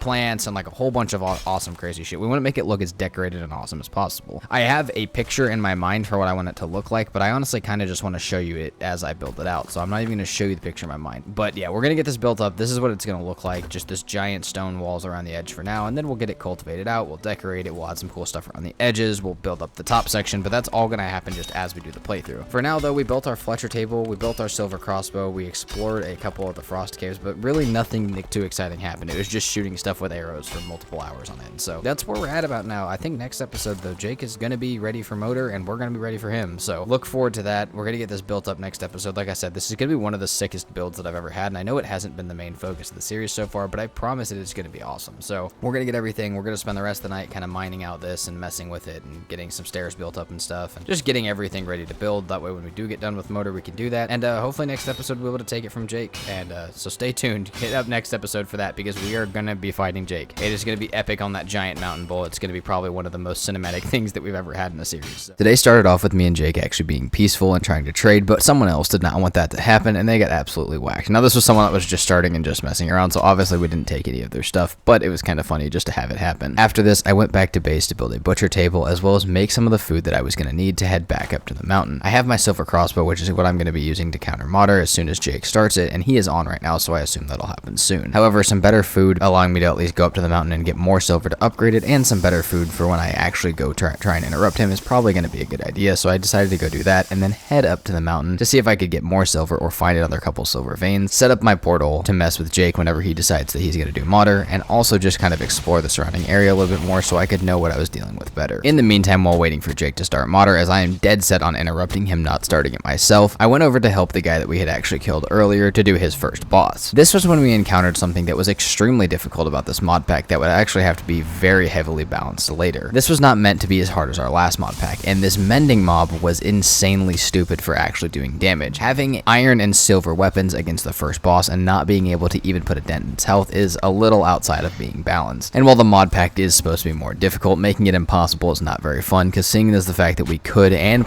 I promise you guys will, get this on another boss in the future, it is definitely a problem that will get balanced at some point. But I headed over here to help him so he could at least get his hard antlers and get started on his playthrough. Otherwise, he would have to go find another summoner, which I do know where one's at from where I did mine at, but this one would be running around altar and just be a big problem. So I came over here to help him clear it before moving back to base, where I would start building up and just again waiting for Jake to start it, as I am completely dead set on messing him up on it. I spent a bunch of time building up my base thinking that I was going to have to wait for an insanely long amount of time, as Jake had been skipping through a lot of the progression points and I thought he might be still a little bit behind on actually starting modder. But very quickly into building my base, I got the call that I had been waiting for while I was in a frost cave and waiting for a bunch of my extra silver to melt, and I was ready to take him on. I want you guys to remember that at this point in time, Jake technically doesn't know that I know where modder is. He probably looked around for portals, saw that I didn't have any in the area as mine is pretty far away, and assumed that I hadn't been over there yet. And while he probably did have some suspicions that I might at least know where it is, he knew by checking, and I confirmed this with him later, that I did not have a portal close by. But like I said, because I felt like he had been skipping through certain progression points in the game, this fight was going to be a little tough for him. Not impossible, and he had most of what he needed, but a few very small crucial things like crafting station upgrades and cauldron upgrades were going to put him just at a slight disadvantage for this fight. In the meantime, I needed to make sure I had everything that I needed, move my portal, and set up maybe even a couple extra ones around the area, as well as a bed, and then wait for my time to strike. My first problem was that I actually almost got screwed right away. Not by Jake or any environmental factors, but by the fact that Jake had died. This meant that modder was now after me, since I was technically the closest player by, and Jake was very confused, because as he came back from his death, modder was nowhere to be seen. Now I had an idea here, but it just wasn't going to quite work the way I thought it would, just because modder is so huge and kind of lands on the ground and gets stuck. The original idea that I had here was maybe while he was dead, I could just pull it away and kill it somewhere else, and he'd be very confused at where it even went, maybe even thinking that it died of natural causes or despawned, and he may not not even ever know that I took his kill, which would be probably one of the best things I could do. But that, just like I said, wasn't going to work because of the way that Modder's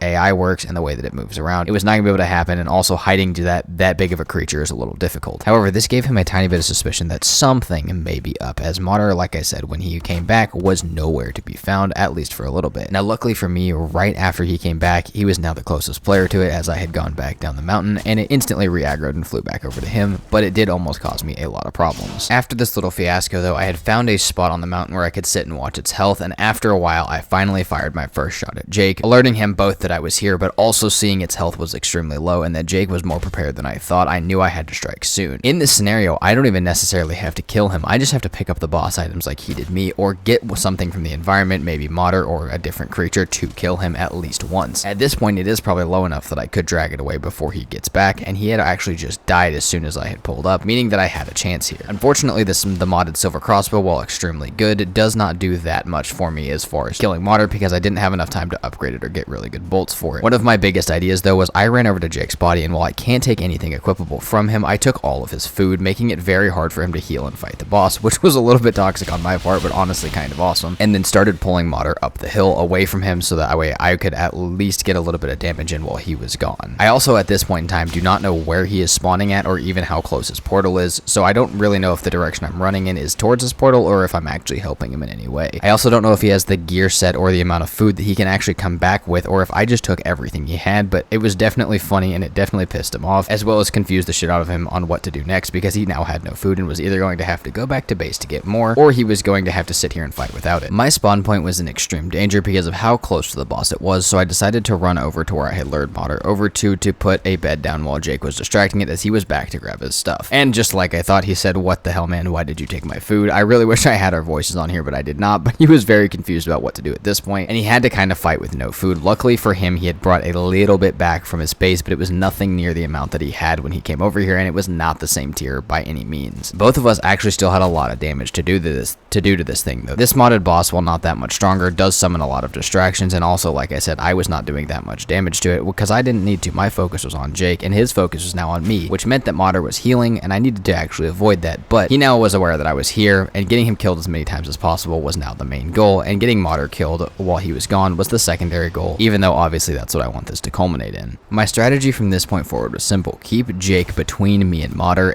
and between me and any other mobs that may get him killed. And in a stroke of luck, Modder and a stone golem targeted him, getting him killed on the rocks, after both me and him had put on massive damage, getting it very low, and this was the opportunity that I would probably be able to take to get Modder killed, or very, very close. But because of how many times Jake had died, I knew that his portal was very close by, and that he would be back very soon, and even have a chance of picking up the stuff if this thing was not dead now, and he was back before it was dead, meaning I have to at least kill him one more time, or get this thing far enough away while he's trying to consume his food to get it killed. As I had seen Jake's nameplate over the hill once or twice, I knew he was pretty much back, and I had the idea to get the stone golem as well as Modder on top of his body. That way he would have a very hard time recovering it. And while he was able to recover his body, he had been hit by the stone golem, was extremely low health, and ended up getting killed by Modder before being able to get his health all the way back up, leaving him completely dead with almost no health left on the boss, and giving me the opportunity to deliver the final blow, getting all of the resources from it, and taking the head from Jake, avenging the elder kill that he had stolen from me.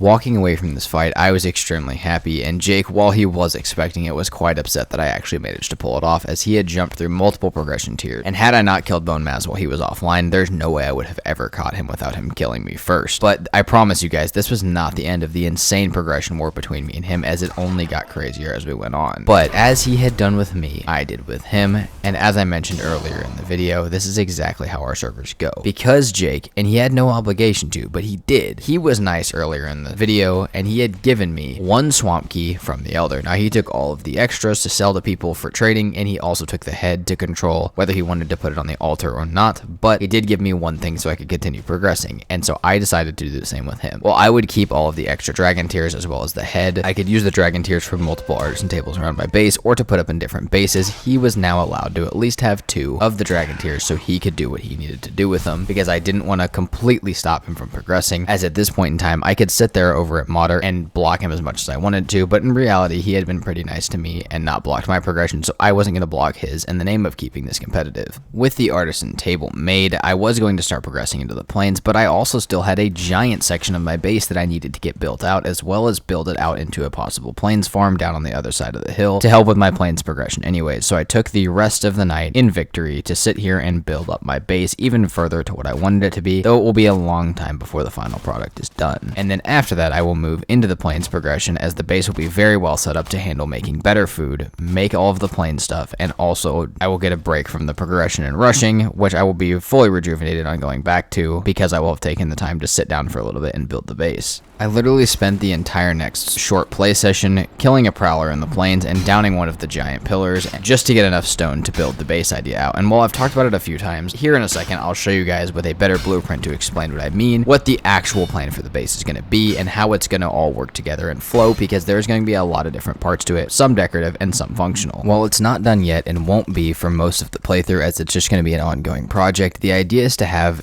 a giant pit with a garden in the middle, a little progression area down here, all of this under the main base, and then 2 extending sides up around the edges where it will kind of continue the main base structure out around this entire thing, to where I can kind of walk around this giant pit, maybe make some like cool walls or like little houses on the walls that come down into the pit, almost like a cliffside civilization on my own walls, and then also like secret rooms and big areas back behind it. I don't know how far I'll go with it because we're already like halfway through the playthrough, but I'm going to spend all my extra time when Jake's not on to keep the progression fair going at this base instead of progressing. Something that I've also done in the background while I've been building the base and the farm down below was to go down the other side of the hill and just build this little fenced in farm for now for the plains plants. That way I can at least start progressing towards it a little bit. And this pretty much marks the beginning of our progression into the plains. While I do plan to kill Yagluth, I don't know that Jake does, as it kind of sounds like he's already in the Mistlands without his wisp, so I need to get through it fairly quickly to at least stay on pace with him to get through the Mistlands. After Jake was off for the night, I spent a huge amount of time building up the base a little bit, and even though it's not done yet, it looks pretty insane, and it's just a shadow of what I wanted to eventually be. But it's the first time that I can actually kind of show you guys what I mean, and tomorrow will probably be more progress because I don't know how much Jake will be on or how much anybody else will be on, and I really want to finish this base. I spent the beginning of the next day getting black metal and also processing some of the flax and barley that I've had from the previous day, and using one of our mods to plant a bunch of berry bushes down below that will yield berries constantly as long as it's not winter, cloudberries, blueberries, and raspberries, allowing me to make much better food much quicker and not really have to go anywhere to do so. On top of this, we have things like plantable thistle and other things that I will plant down here, but for right now this is what it's going to look like. I need to add lights for sure and all of that stuff to make it kind of decorative, but for now it's pretty sick to have a renewable source of food or ingredients for food down here constantly at my base, to where I don't have to go out and get them all the time. After getting all of the plants and everything that I needed planted, and also setting up some of the upgrades to the cooking area like the black metal one, the pots and pans, I headed over to the plains, set down a couple portals, and started using them to navigate both getting villages done so I could get totems and plants, but also getting just the resources that I would need, because I was going to need a lot of black metal and other resources. Mainly because the modded armor set that I wanted to use was fairly expensive compared to any other armor set or any other things like that that would be in vanilla. It's about 100 black metal just to make the base of it, which is pretty expensive. This is nice because I don't have to go get iron, and I'll actually be getting it while I'm going through the villages, but it's going to require a lot more than you'd normally have to farm. On top of this, I also want to make the black metal great bow, assuming that I get the chance to. That is also one of our modded weapons because it does insane amounts of damage, and also get a couple of other black metal modded things set up, as well as even maybe some of the vanilla stuff if I see any gaps in my armor set or weapon set. That being said though, I already have the location for Yagluth, and like I said, Jake I don't think is going for it. It sounds like he's just going to start going for Mistlands pretty soon without a wisp. He's already over to one now, so I know that I kind of just have to get through this very quickly, but because he is skipping straight to Mistlands, I don't even know if he knows where Yagluth is at. So getting it done as quickly as I possibly can, whether he's deciding he's going to go through the plains or not, is going to be one of the best things that I can do. Also, I just want to point this out real quick. Look how good the biomes look with the seasons. This is spring in the plains, and it looks absolutely insane, and all of the biomes look so much different than they do in any of the other seasons. It's really cool how much diverse look it gives the game. It's really cool. It's one of the best mods that we had in this mod pack, and one that I definitely want to keep going through all the other ones. But I'm going to sit here, I'm going to get some tar, some needles, and some black metal, and then I'll come back with you guys and look what I need to get through upgrading the armor set and actually making the rest of it. But for now, all I need to do is just farm black metal, get some totems for Yagluth, and get some of the basic resources to get my stuff started. While 100 black metal metal seems like a lot, it's really not that bad when you take into account that all of the creatures in the villages are like 3 and 4 star, at least some of them, which drop a lot more black metal. And on top of that, the higher level berserkers and mages drop even more. So it's not that hard to get this much metal, even though it is a lot to kill all of these guys. Once you do kill them, they drop a lot more. On top of this, the berserker that I killed in this first village dropped me its trophy, which is normally not that significant, but in this case scenario, it is actually one of the most significant things I could have gotten from this village, because this unlocks the black metal greatbow and all of the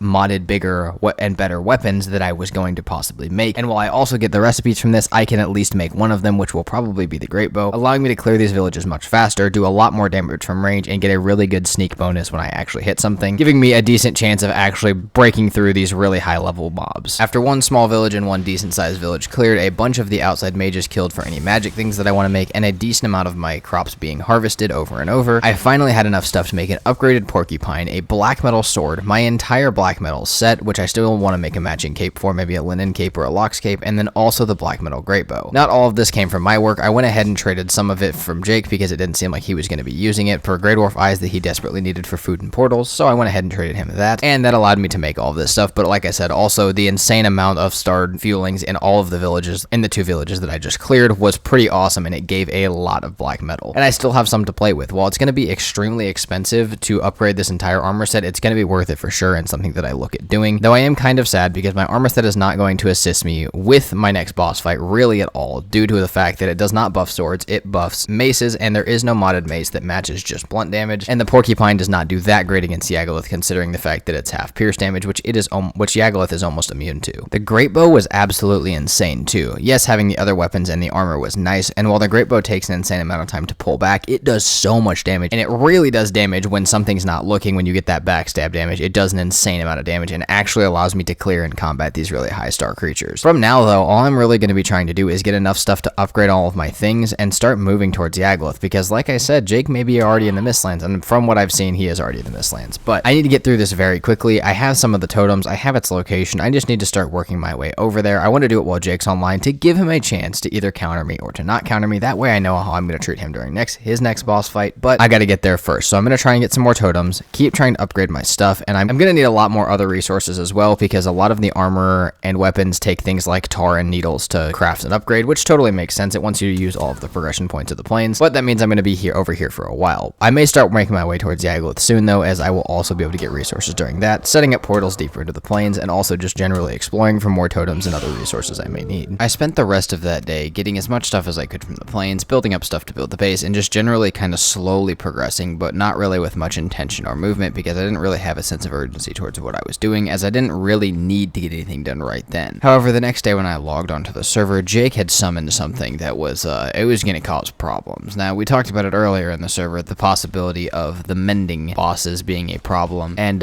while the mending Eitr was not that bad, the mending modder definitely was. This entire ordeal took us literally like 2 hours to deal with, and we still never got it killed, but we got it super low using campfires, bonfires, bows, both of us working together to try and get this thing off the map, and it did not matter. It was still a giant problem the entire time, and it lasted almost to the end of the server of us dealing with it. It was kind of insane how long this thing was here. That being said though, after this point in time, until we could figure out how to balance the mending ability on bosses is going to have to be turned off, as it is making them completely unkillable and taking away from the idea of PvP. Had I logged on and Jake had been doing modder again, I actually may have come over here to interrupt him, but because it was something that was literally impossible to kill, we just had to put aside the PvP, which is really not what we wanted to do, and try our absolute best to get it killed, which we still weren't able to do. So for the time being, it'll be fixed eventually, but for right now, the mending is going to be turned off on all the bosses. All of the other insane effects, like the ones that are reflective and reflect damage back, the twins where there's 2 of them, all that stuff is still possible. Just the mending one will be turned off and replaced with the ability to have either no special ability or an extra ability, because of how broken the mending is currently. After this extremely long attempt at killing this unkillable boss though, I went back to progressing through the plains, trying to get my armor upgraded as far as it could, even though right at this moment it is already up to level 3, getting my weapons upgraded, making any more weapons that I might need, and building the base up a little bit. On top of that, I also started making some of the wizardry stuff that's in one of the mods. I wasn't necessarily going to use a lot of it, but there are a certain couple things like potions and stuff that you can make that are really good, so I figured I should probably not wait until I actually really need something. I should go ahead and make it now, and then that way if I need to make something later, or I want to make something now like a healing staff or something, I should be able to do so. From that wizardry table, I was able to make a crystalline staff, which is one of the best staffs in this entire mod pack, not because it does a ton of damage, but because for a very small amount of Eitr, you can completely heal yourself and add another layer of healing on top of either a meter potion, which is really useful for boss fights, and I figured might be extremely useful for PvP. And while I don't have a ton of Eitr food right now, I know that making it will be one of the best things that I can have in my inventory. Because of the insane amount of complications it was causing, not just for us, but for everyone else on the server, me and Jake went up to try and take care of the modder one more time. And while we were able to do things like spin it on top of a bunch of bonfires, do as much damage as we could, use our great bows and Draugr fangs and even poison arrows to try and keep its health, or at least keep it from healing, we really could not kill this thing. We got it down below half multiple times, but as soon as it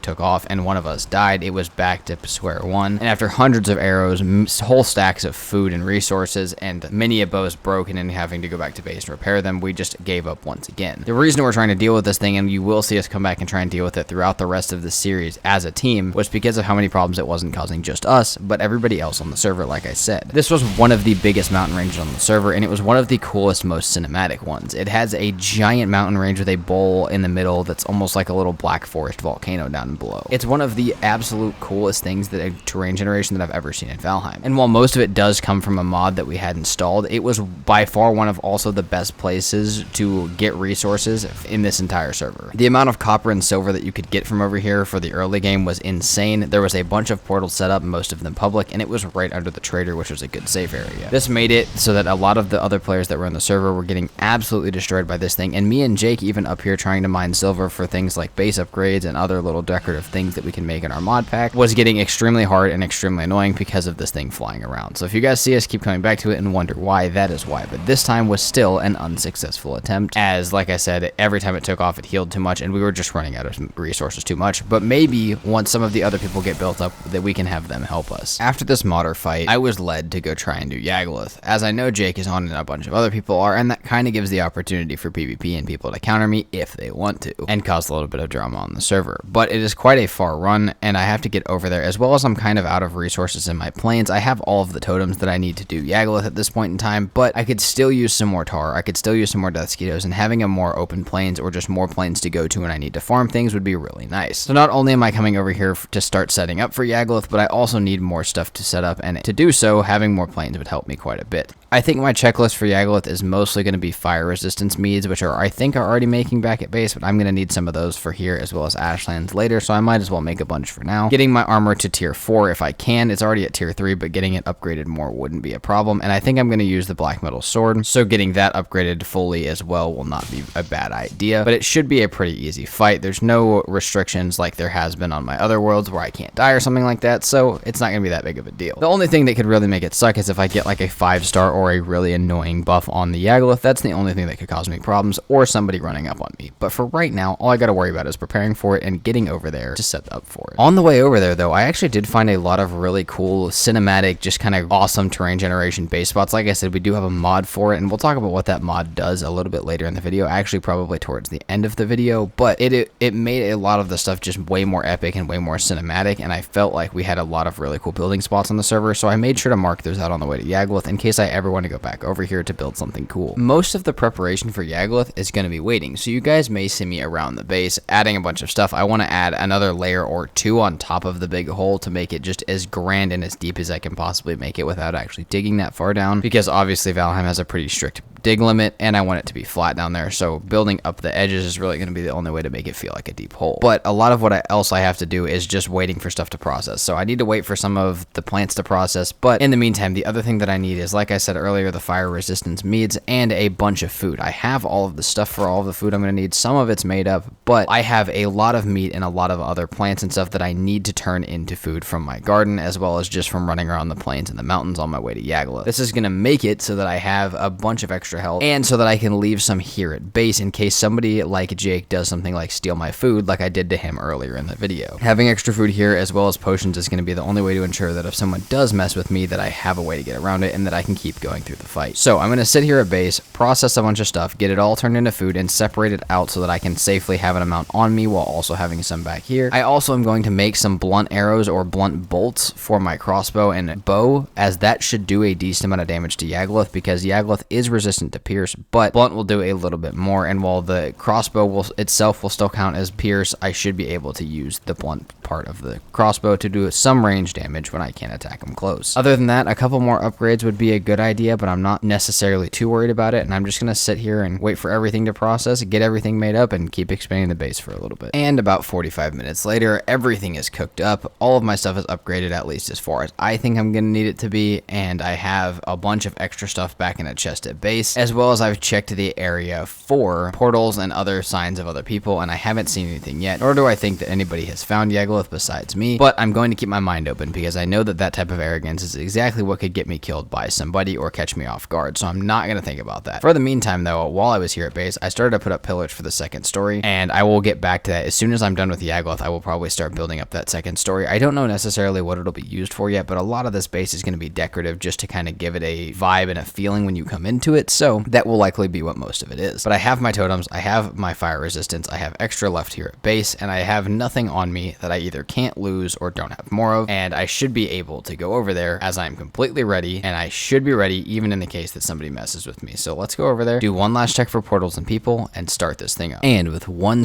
last sweep for portals, and also clearing the entire area of any other mobs that could cause me problems, it is time to get started with Yagluth. I have everything ready, I have everything that I'm going to need, and I've left all my extra stuff at base, so let's get this thing started. My portal should be far enough away and be safe, and honestly, the other thing I'm going to be looking for out of this fight, as funny as it may sound, is stone. I'm going to go back to building my base after this, and getting Yagluth to destroy as many of these finger pillars as I can will both make it hard for somebody else to do this and catch up to me, and also give me a ton of stone for my base building. And we got Yagluth the Reflective, which is going to actually suck a lot. As you guys can see, every time I hit Yagluth, I take damage. It doesn't matter if it's ranged or sword. On top of that, I will take burn damage and also get hit by his attacks, which is going to be a giant problem for me. But for right now, it doesn't seem as if anybody has really said anything. Not that nobody noticed that I was doing this, but as if nobody really seems to be like they're coming over here. So this should be a fairly peaceful fight for me. I shouldn't really have to worry about too much. All I'm going to have to do is take it really, really slow, because Yagluth being reflective like this means that I'm going to only be able to hit it enough times to do some damage, and then every once in a while to stop it from healing while I sit back and heal as well. And I did not make healing potions, so this may take a while. I worry that part of the reason that Jake is not over here right at this second is because he's in the Mistlands. I've heard, like I've told many a times in the video, his mic kind of telling him a little bit. I've heard Seekers, and I've even heard stuff that sounds like he may be in the Infested Mines. This could mean that he's not worried about coming to Yagluth for me, that he's actually over there worrying about Queen, and while he's not doing it right now, he may be a lot closer to it than I'd like to admit, which, while that's really cool and it brings the competitiveness of the server up a huge amount as far as progression, it does worry me a little bit that if he does get past that and gets into the Ashlands, that I may never catch up to him. So let's get Yagluth done as quick as I can, get my Wisp, and get into the Mistlands, because I have a good feeling that Jake is quite far ahead of me. And in no time,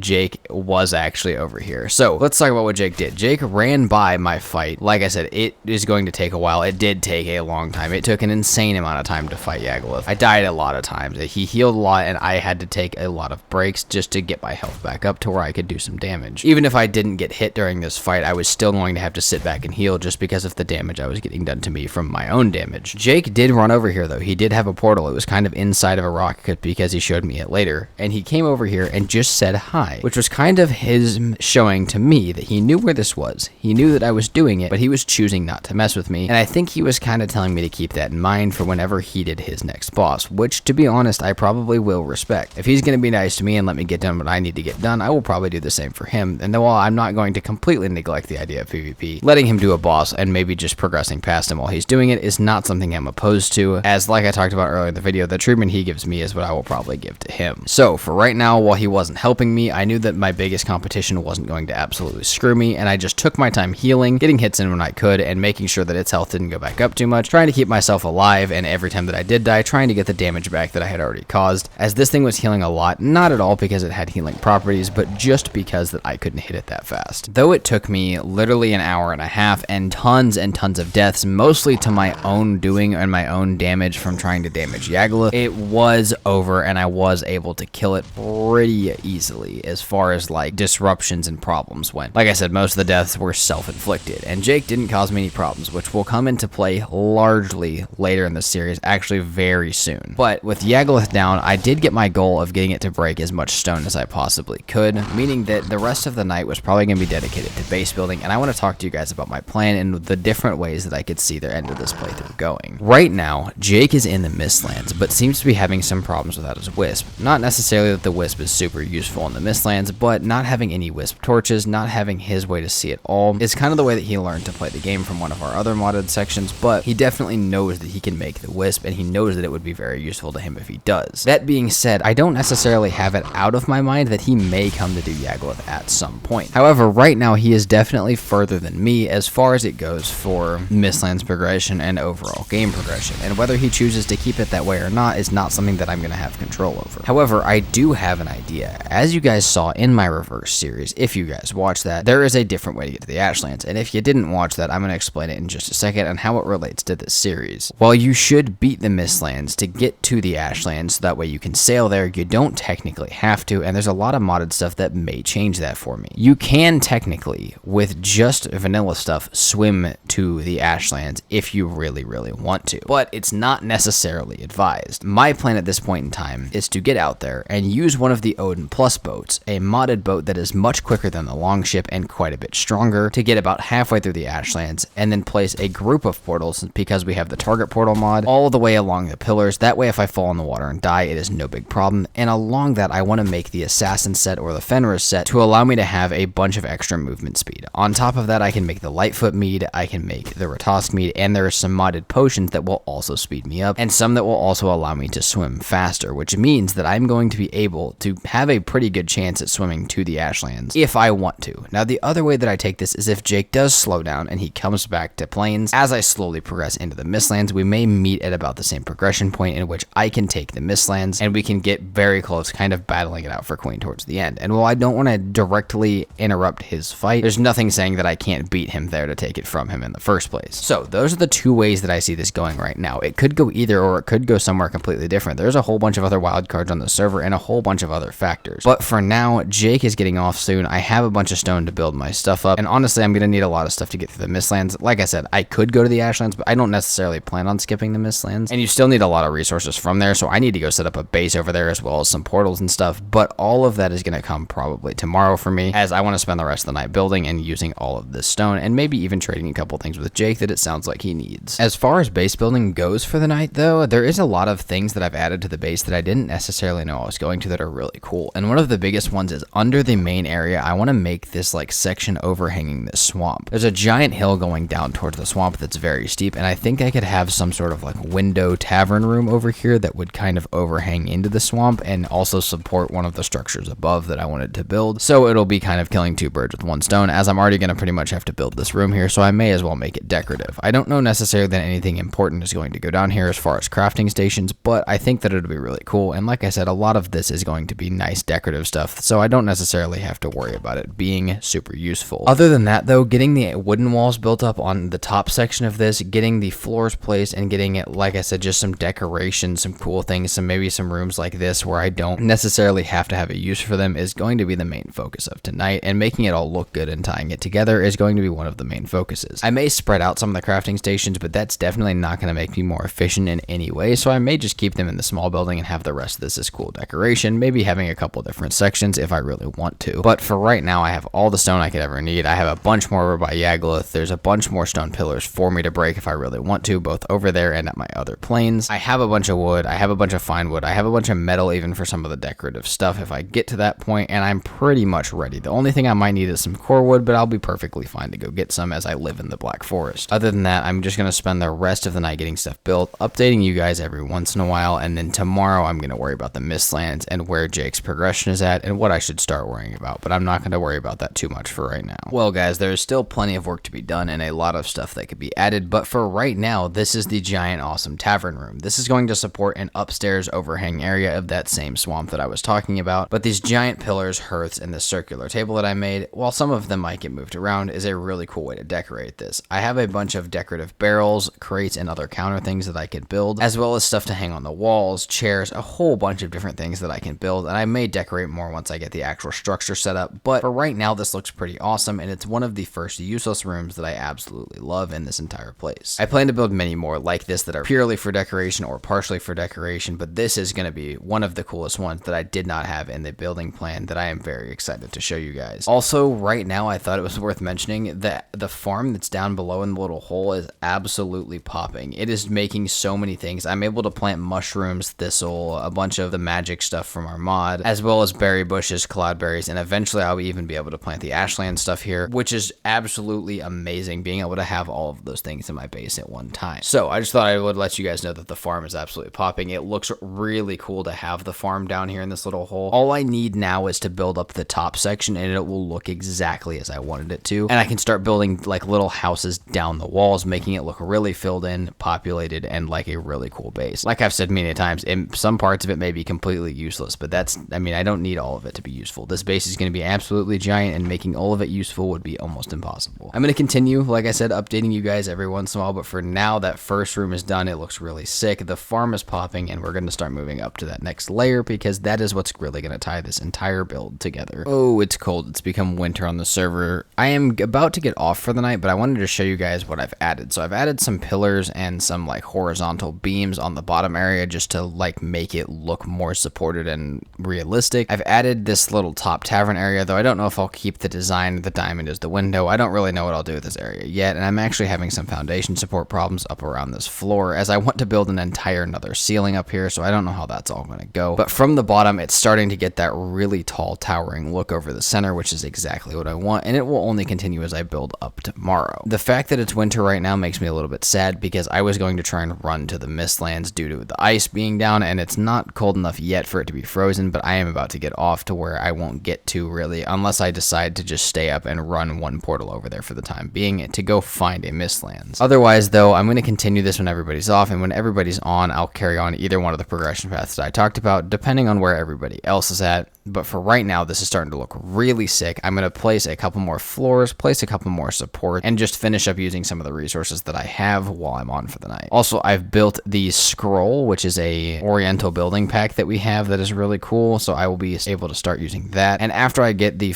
base layer of this next floor set up, I think I'm going to start doing lighting around the bottom floor and in that new tavern area, up in the garden, all that kind of stuff that I want to really focus on in this base or have it be the center of focus. I want to start putting lights in and making it look really insane. And while it may tank everybody's performance that's over here, that's all right. It'll look cool. So I'm going to finish some of this stuff up. I will probably hop off for the night for me, and then I will be back on tomorrow. And depending on who's on, we may either progress or I may continue building this base up. The next day when I got on, I did not have much time, but I wanted to use the small amount of time I had to go on a very short journey, so that way later in the day when I had time, I would have an idea of where the Mistlands was, and I could progress there as Jake was doing the same, leaving us with a very competitive Mistlands run, as long as I know about where he's at, and as long as he's in the same place that I think he is. The other thing that I'm going to focus on after I get past this area, because I'm going to have to be sailing around the Mistlands and a lot of other areas very soon. Right now I have a little boat, which is a modded boat that is very cheap and very easy to make, so that I can set portals down and get a little bit of an idea of where I'm going. But after that, I want to build one of the warships or one of the crazier ships from the mod pack to allow myself to get around a lot faster, and if I build one of those and I end up having to do the Ashland strategy, I will already have it built at one of the portals ready to go in the case that we get there. But I spent this entire short session of the day just exploring, getting down exploration portals, and trying to find where the Mistlands was, so that way later when I get back on, I will have plenty of stuff to explore, plenty of stuff to progress towards, and I can get an idea of where Jake's at as well. When I got back on later this day, I ended up making the stuff in the carpentry table, which is our modded boat table, for a better boat, but I didn't really need to use it at this point in time, and while I would use it a little bit, it was not going to be the main focus of what I needed. While I would use this to find all of the Mistlands that I possibly could, when I logged back on, it was day 1 of winter, meaning 2 or 3 days in, and I would be fine to run across the water. The idea was to use this boat to get as far as I could into the Mistlands, because earlier in the day when I was running around, I only made it to a plains, and while I could see Mistlands in the distance, I really had to get off, and I did not have the time to go ahead and go out to it and put a portal down. So the idea was to use this boat, put a few portals down on distant Mistlands, and then run between them and get even more portals down and get a bunch of exploration done while being being able to both run across the ocean and the water between the Mistlands, allowing the exploration to be a ton easier. On top of this, I also already had my wisp made back at base, so as soon as I get into the Mistlands, I am ready for it. But in the case that Jake starts to push a little quick, which I'm going to be honest, I'm on with him right now, and it seems like he's going really fast. It seems like he's already pretty deep into the Mistlands, like he could be pretty far past me. But if I see him doing anything really drastic, like already fighting Queen, if the water's frozen, it may make it a little easier to get to the Ashlands. Now, I don't know how the physics is going to work with it. I don't know if the Ashlands water can be frozen. I don't think it should be able to, but a lot of the way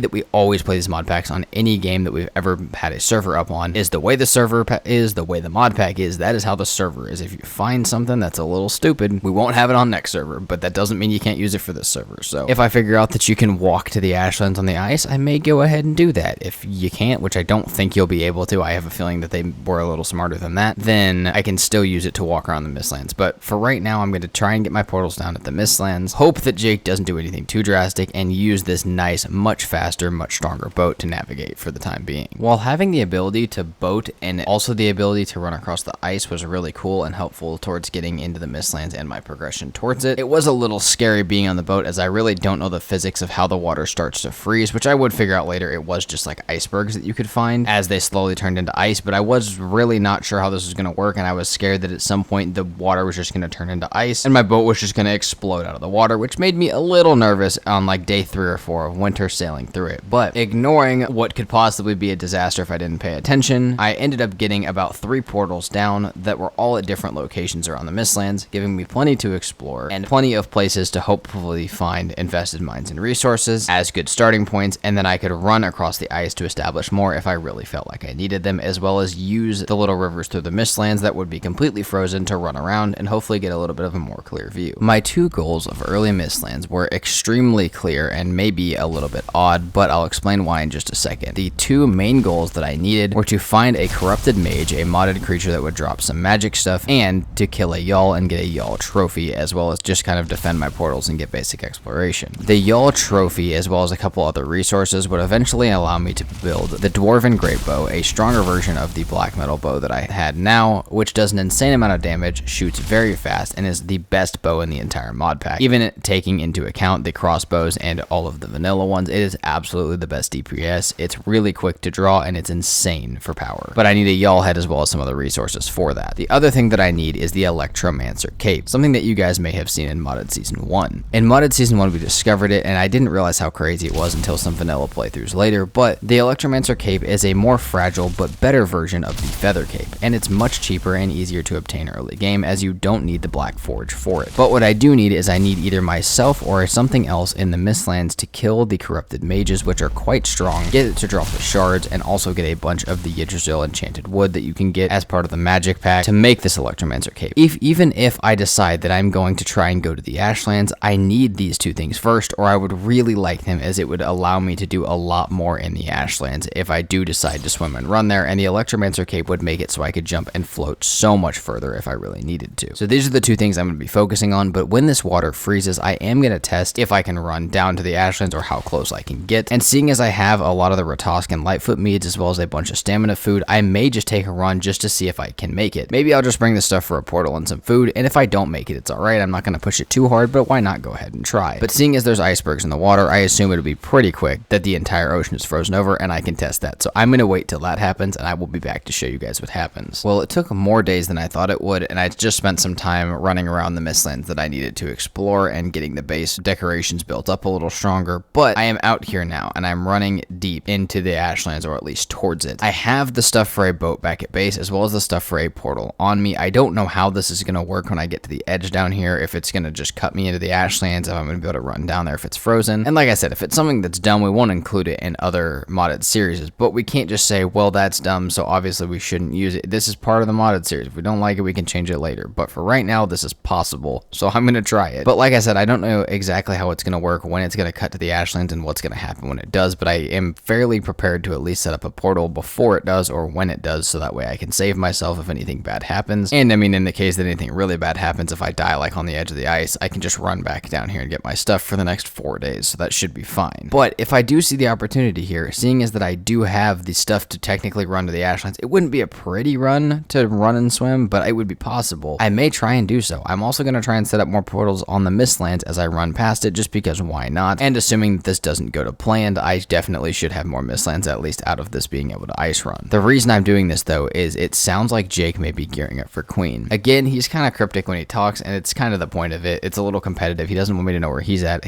I don't want him to know where I'm at or what I'm doing, but that's fine. But just from what I can tell and from what I've seen him running around with at the altar and at other areas when we're trading and stuff, it seems like he may be getting ready for Queen, and like he's really deep into the Mistlands if he's not. And I'm gonna take a guess that he probably already knows where Queen is, as every time that I've guessed that he doesn't know where the boss is at some point in time, like Yagluth, he does. So I am kind of on my high alert here, and I need to get going as fast as possible. And because in my head I know that I probably won't mess with him while he's doing his boss fight, there's no reason for me not to try and run to the Ashlands. So let's get down to the edge and see what happens when we try and run on ice to the Ashlands. Alright guys, I see the Ashlands. I will probably set up a portal over here soon. This is just like red ice. I can't really tell what's gonna happen. Holy crap, am I gonna be able to run to the Ashlands? Dude, if I can run all the way down here on the ice, this is a little ridiculous, and definitely a mod we won't use in the future, but I'll use it for now. And I don't know, man, this looks like I'm gonna be able to run all the way though. I'm really just surprised that the game is letting the frozen water be something that can be, or the fire water be something that can be frozen. I'm also wondering what happens to bone maws and stuff when all of this happens. Oh shit, okay,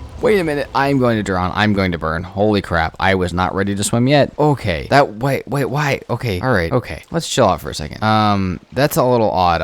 My character's still steaming, no matter how that's working, and it seems as if the ice does end at some point, but I could still put a portal down here, and I have the stuff for my fast ship that's a little stronger than a long ship and very quick. Maybe I could get it like halfway into the Ashlands, place a portal, and try and jump and swim my way to it. If I do, that's gonna put me in the Ashlands while Jake still hasn't even started Queen yet, which would be really sick, and I'm definitely not beating him to Queen, seeing as what he's running around with, and the way he's talking right now, it really sounds like he's about to do it. So maybe this is something I'm gonna have to pursue. I'm gonna go back to base and get some things ready, like the potions and food, and I'm gonna come back here, place the boat down if I can, and then try and see how far I can make it before I can jump on the pillar, put a portal, and swim my way to the Ashlands. At least attempt to. Okay, it took longer than I wanted to, but I have the assassin set. I have just my hammer. I have some food, some stuff for a portal, and the stuff for my boat. I'm gonna run out here and try and place this if I can. It's gonna be weird because if I fall in the water, it's gonna get rid of it, but maybe I can just place it through the area.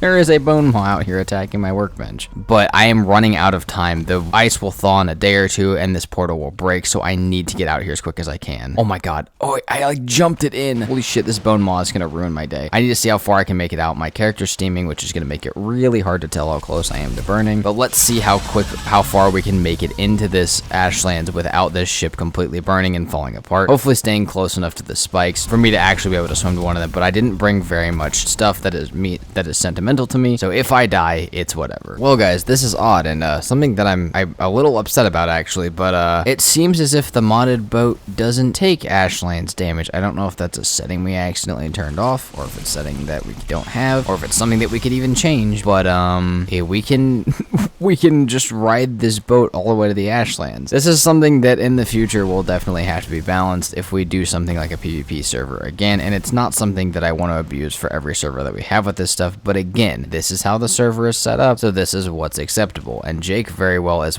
anybody else could be doing this right now without my knowledge. I have no clue, so I'm going to take advantage of it. I did get down here. Part of the other reason that I'm mad, like I said, I'm a little mad that it lets you do that. I didn't really want to get down here like that. I wanted to actually jump it and swim it like I was going to. There really was not nearly as far as it was on my reverse series from the edge of the water to where I would have had to swim, but still, I made all the stuff to swim. I didn't really get to use it, and I didn't get to show off how that works, so if you guys really want to see me struggle swimming to the Ashlands, go check out the reverse movie. But yeah, we made it down there. Like I said, it's definitely broken. The modded ships don't really work like that. That's not how I was planning to do that, but once again, I made the stuff to jump down there, and knowing that the boat works, I'm not just going to jump for no reason. So we have a portal set up in the Ashlands now. The other fun part, I know that Jake just made a seal breaker because he was trading stuff with one of the other players, and I have a feeling that he is about to go do Queen. He knows where it's at. He's already confirmed that. So while Jake is doing Queen, I'm going to be in the Ashlands starting my progression, and by the time he gets there, maybe he will even see me. I will already be partway through it, and if he has problems with Queen, there's a chance that I even start this last boss while he hasn't even killed the Queen. I don't really know yet, but for right now, I need to figure out some portals, get a good little network of portals and other things like like bases and stuff set up over here, start exploring the ashlands around where I've landed at, and figure out how to progress, because this is going to be a little difficult with just an assassin set and nothing else, as that's what I'm going to run around with at first. The idea of the first 2 runs was to use my assassin set, which would stay equipped on my body as dying allows me to keep my equipped things, to run around the ashlands and mark out everything on my map that I could ever possibly need. Flame metal deposits, charred fortresses, putrid holes, and any other things of interest like diverger settlements or even just cool areas. This would be something that would allow me to be extremely efficient in one, using my resources to navigate the ashlands, which is extremely hard even just during this toned down version of the mod pack, and allow me to progress very quickly past much surpassing Jake. The only thing you really need for the ashlands is an artisan table. Now I will need a black forge at some point, but I have all of those portals set up from running on my way down here that should make it so that I can get a couple of black cores and a couple of other things I'll need from the Mistlands pretty quickly. But having the weapons from the ashlands would be a really sick way to get through the Mistlands. So the idea of this first run was to do that, get all of the stuff marked out, and then I will come back here in a little bit, start setting up portals, and also use all of my marked things to figure out where I want to go first and how I can progress as quickly as possible. Things are now marked out, and I can start running around and setting up more serious progression in the ashlands. But I also got a ton of fiddleheads and vineberry seeds, which I can put over here at my base, setting up the ability to farm as many ashlands foods as I may need, which is honestly pretty amazing. In this amount of time, 2 really, really important things have happened. Jake has started the queen fight, and he has been going at it for quite a while. The entire time, while I am not going to mess with him because he didn't mess with my Yagluth, I am going to be causing him complete and absolute psychological warfare the entire time, telling him I'm outside, I'm waiting, all of this different stuff. Literally anything I can do to make him nervous about the fact that I could pull up on him and interrupt him. And he knows that I might keep it nice because of how he treated me with Yagluth, but there's no rule saying that I have to do what he did for me. I could go absolutely screw him here, and he knows that. But before he started Queen, he had an interesting offer. He needed some stuff to do Queen, some food and some other resources that would allow him to get there a lot quicker, and I happen to have those. And when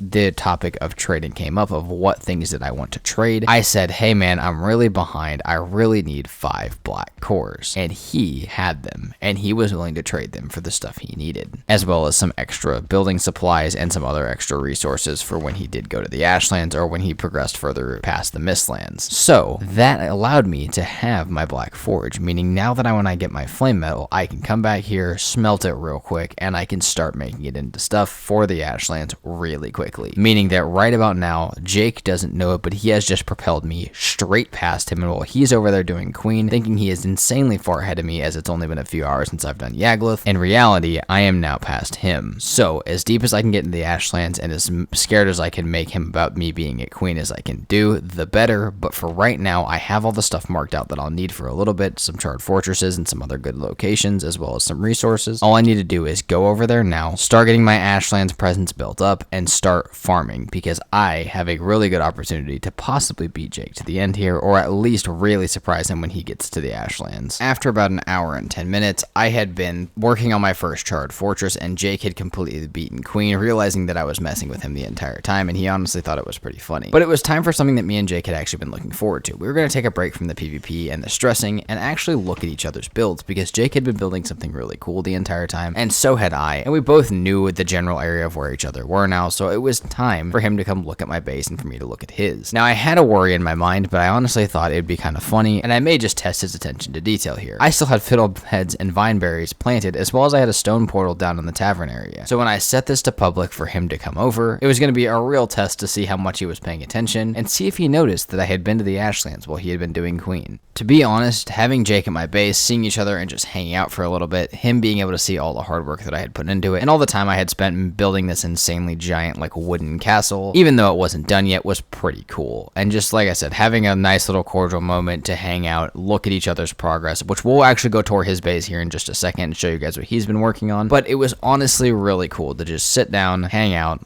have him look at my base, and just talk about how the playthrough had been going through so far, as well as like look at the gear that he had. He could look at the gear that I had and all that kind of stuff. But everything changed, not insanely hard, when he went down to my garden to look at it and realized that I had fiddleheads planted, and actually picked them and said, "Is this the ashlands plains. Now, Jake's never been to the Ashlands, so it was kind of awesome to see this happen. Not only that, but I also had smelted flame metal from my diverger settlement in one of my chests, as I had broken the crates in a diverger settlement to get them and had already smelted it, which he also saw, and he came up here and checked out the stone portal, as he already knew damn well that I had been to the Ashlands, and he thought it was pretty funny that that's how it went. And this actually culminated in something pretty awesome that I'll tell you guys about in just a second, but first, let's go check out Jake's base, and then we'll talk about what happened after this. Now, while Jake is insanely good at the progression and learned very quickly, he hadn't really done much building on his own yet, so I got to watch part of it through Discord streams and stuff like that, but I really hadn't seen what he had built. I just knew that what he was attempting was extremely hard. Jake had built an entire, like, Aztec-style temple-based looking thing that had everything he could possibly need. There was a perfect comfort area, tons of cooking area, all of the crafting stations that you could ever want, fermenters, literally everything that you needed for that. Outside, he plans to build like a gate around it and a couple of small ones, which there are actually some small ones out here. There's like a cooking area and stuff like that, stuff that wouldn't fit inside of the main one. And it just looks so well decorated. We've built two completely different styles of base, and like I said, watching him build this, I could tell it was going to be really, really hard to get it all supported perfectly to where he could build this tunnel down the middle of it where the entrance is at and just everything. I knew it was going to be difficult for me. It was going to be really difficult because he hadn't yet really built much on his own, so it was really cool to watch. But at Jake's base, sitting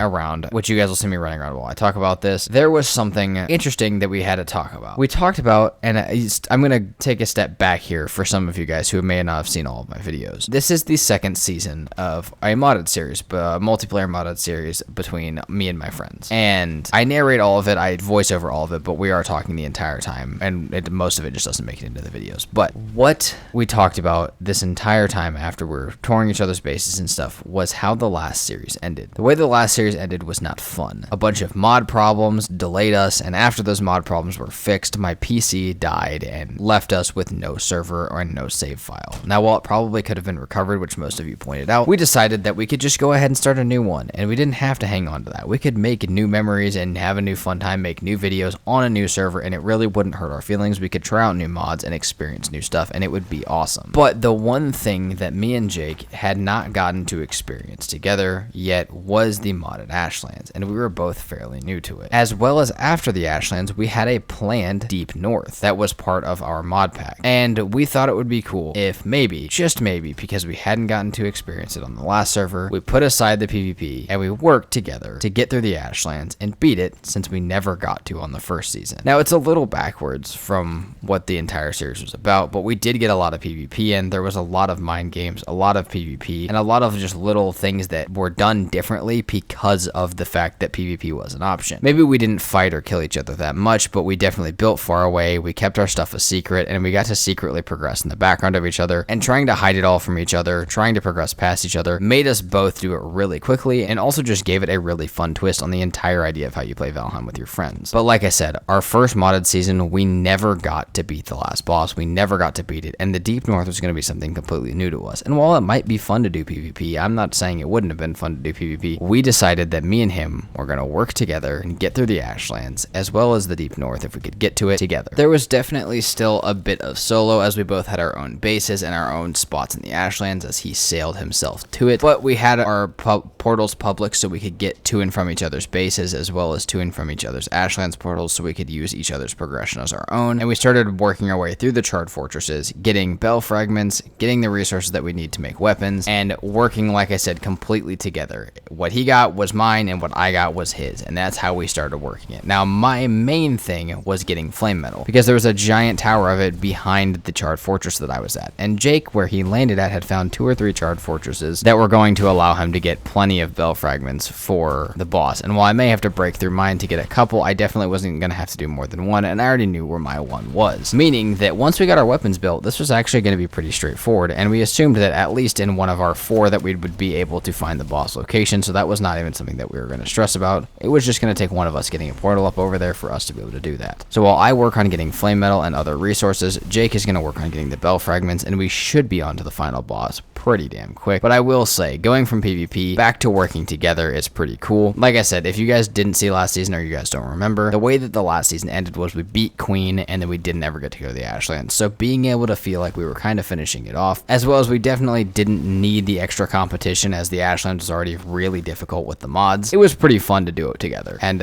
it made it just a little bit different than the rest of the series had been, but it was really, really fun. And honestly, working together, me and Jake were absolutely booking it through the Ashlands. Seeing as I had already made some of the plants and all I needed was the meat, which came pretty quickly running through the Ashlands and killing stuff, we were able to make a ton of food for us, making sure that we were going to be able to have the maximum amount of health and stamina possible for this little section of our playthrough. And working together was making it so that we could go really fast. The weapons were going to be coming soon, the charred fortress of mine was happening, and Jake had already been through 2 of his, as well as gotten some of his own flame metal. On top of this, Jake was also able to bless me with some of his beautiful Mistlands gear to help me out through some of this and some of the Mistlands resources, so that way we could make even better stuff. But all in all, once we got together, once we stopped fighting, it started going really quickly, and I think it was just because of the change in pace, the not worrying about each other, and also being able to help each other through all of it. It just made it a little bit different, but it was going really quickly, and all we were going to need was a little bit more weapons. Jake had one more thing to explore, which hopefully he would find the boss location in, and we were going to be pretty much ready to go in a couple of hours. While the Ashlands on this mode was very difficult, there was something that seemed to be persistent across this entire playthrough. Because of the massive amount and much higher star count of all of the creatures, resources were absolutely flowing in constantly, meaning that the stuff in the Ashlands other than flame metal was very easy to get, and making a ton of stuff and a ton of gear and a ton of weapons was not going to be hard once we got established a little bit better. But seeing as both of us were now slamming tons of portals down and running through the Ashlands, it was going pretty quickly. Also, in Jake's last charred fortress, not only did he have enough bell fragments, but he also had found the location for the boss, meaning that he could now come and help me get more flame metal, get more resources, and start making our weapons. And as soon as we get our weapons ready, the food is pretty much already ready, and we can start going for that boss. And as long as we don't get a shitty one, as long as we don't get a really rough spawn, it should not be a very bad kill. Though Jake has cleared his charred fortresses though, that doesn't mean I shouldn't clear mine, because we are going to need the stones to make better weapons. I don't know exactly what I'm going to use for my fight yet, but Jake already knows what he's going to use, and we both want root ashwood bows, so we're going to need a couple of the stones each, as well as there's probably a good amount of flame metal and other stuff in there, and there's no harm in getting another set of bell fragments, seeing as Jake has a battering ram and he is headed over here now, so we're going to bust through this one as well. I should be able to get into it fairly quickly, and then we'll start worrying about weapons and the boss very soon. The next day I was on by myself for a bit, and I used my new flame metal armor as well as my new flame metal sword to run into the Mistlands just to set up a bit of my own Mistlands production system, so that way when we went into the deep north and stuff, I would be able to have my own things to rely on. And I know that Jake will be willing to give me stuff, but if we both have one, we'll be much more successful in getting stuff made quickly. We'll be much better at progressing. It'll just be better for both of us if I also make a little supply chain of Mistland stuff. So I spent my day before he got on doing that and upgrading the base even more. Throughout the next 5 or 6 hours, it was just grinding. The Ashlands for you guys is going to seem like we did it extremely quickly, but in reality, it probably took us about 25 hours. It was just a lot of grinding, making, and just sitting around base, waiting for stuff to happen, or sitting at those charred fortresses, shooting over the walls. But after quite a while, Jake had made an insane amount of food, like literally a stack of every food for each of us, all of it cooked, even a little bit of extra stuff for him. We both had upgraded weapons as far as like upgraded to their tiers because we had enough stones from the 5 charred fortresses that we cleared. We each had our root ashfang. I had my lightning sword. Jake had his lightning berserker axes. We had plenty of food, plenty of armor, and we were pretty much ready to go. We had all of the health we were going to be able to have, all of the stamina we were going to be able to have, and it was pretty much right time to go. And like I said, I know it's going to seem like we went by fast, but most of it was just grinding. The Ashlands was fairly boring for us. There was a lot of death and running back to our body, but there really was not much of interest that happened. We literally, you guys saw the entire area of Ashlands that I explored. That little area next to the charred fortress and then the boss arena, those were the only 2 places I went, and Jake did not go that far either. We got very lucky with how quickly we went through it, and it was pretty nice because also with our luck, we were also working together, which just made it very stress-free and very fun to do. We messed around for a little bit at base, waited for the last of our food to cook, and in pretty much no time, it was ready to set the bells and head to the Fader fight. Now, this is when the timelines of my videos gets kind of funky. This was definitely not my first time in the Ashlands. However, this was my first time fighting this boss. Now, I know it doesn't seem like it because I've already killed it in the reverse series. Spoiler, sorry if you guys haven't seen that. But also, I've killed it, I think, in one other series. If I haven't, who knows, that might be a spoiler for something in the future. But it got to the point where like my videos were kind of intermixed with when they were actually coming out compared to when they were recorded. But this was actually the first time that I fought this boss. And Jake had some ideas about some shields and stuff like that, and I went with it because I had no clue what I was doing, and I was pretty much ready to just do this as well as I could. Jake had done a bunch of research on how to do it. I had no clue what we were doing, and it was going to be fun either way, as long as we did not get a bad spawn. There are a lot of attributes that these bosses can spawn with, and none of them are fun. They are all very powerful, make them a lot stronger, or make them a lot harder to fight. And one like an elementalist that does extra elemental damage to us would really suck in this scenario, but pretty much all of them would be bad. So without further ado, we set the bells, we got everything ready, we summoned the boss. If you guys thought the vanilla version of this boss was crazy, the modded version is much crazier.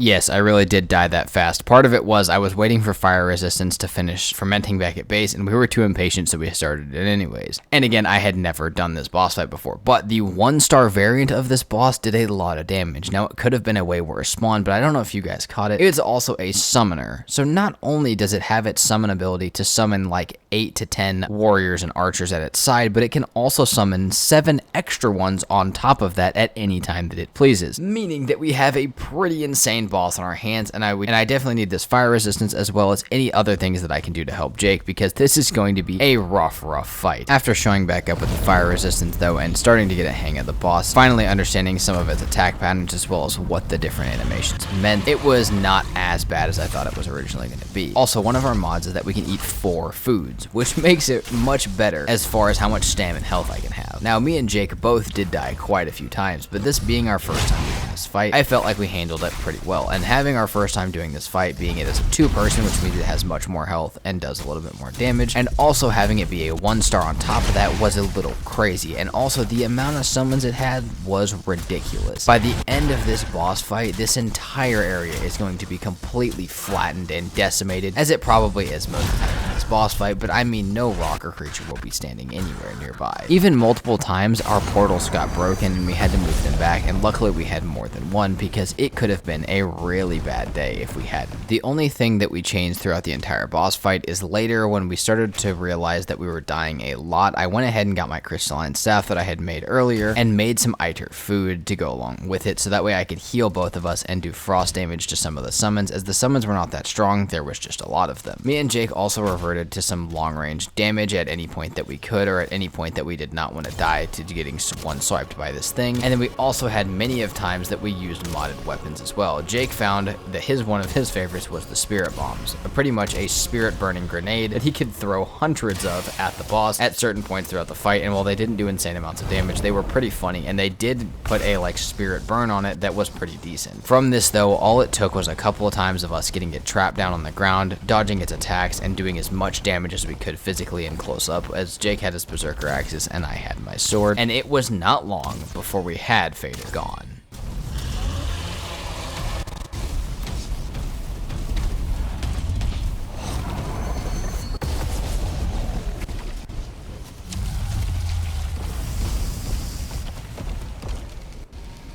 Jake absolutely decided to just tank it at the end there. He had all of the resources to do so, so I guess why not? But this is where something kind of sucked, and it's something that I guess is going to be a little bit of a theme across our modded episodes that I hope this curse stops soon. From this point in time, we recorded 12 more hours of the series. Now, the thing that we had set up was we had a Deep North with 4 separate bosses in it as part of the regular Monstrum mod made by Therzie. On top of this, we had the Riverheim mod, which was the one that affected the terrain generation. Now, I don't know if it was the order that we downloaded them in, if it's been fixed since, or what may have caused this, but those are the only 2 combating ones that I could think that we may have added together. In the Fire and Ice Therzie one, there's the ability, like I said, there's 4 bosses, an entire new Deep North, and we were so ready for it. That's part of why we teamed up initially. But after sailing there and spending about 12 hours trying to gather resources and trying to figure out where most of the big caves and monuments were, we realized something that kind of sucked. The Riverheim mod had replaced all of the Deep North above a certain altitude with mountain, which meant that the boats that we made made, the cool flame metal pickaxes that we made to go there, all of that stuff, all of the modded stuff for the Deep North that we had planned wasn't gonna work. Now, we could have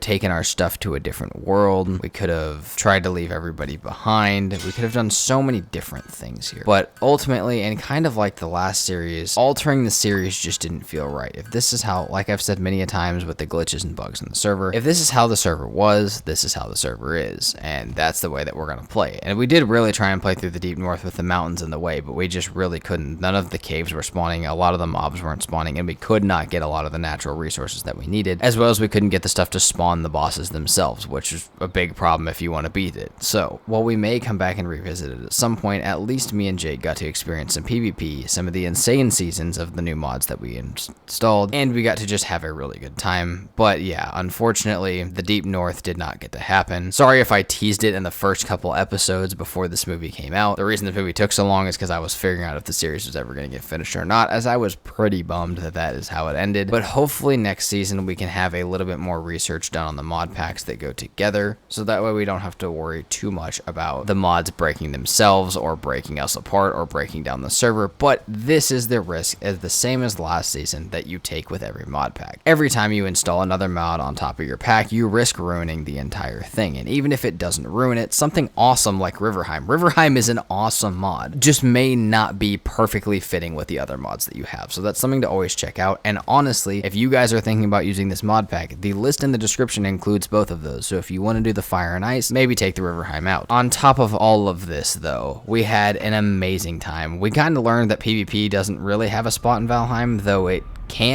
just isn't really PvP. It's kind of like, can you let the other person die, or can you force the other person into death? But it's not really anything that you're gonna do. It's more, are you gonna let the bosses do it, and are you going to be kind of a pain in their ass the entire time? And while it does make a lot of really cool fun moments that don't always happen in Valheim, it is definitely worth noting that it does not have a really significant role, at least in how people play right now. That being said though, modded season 3 will be around the corner. Like I said, the mods will be better tested.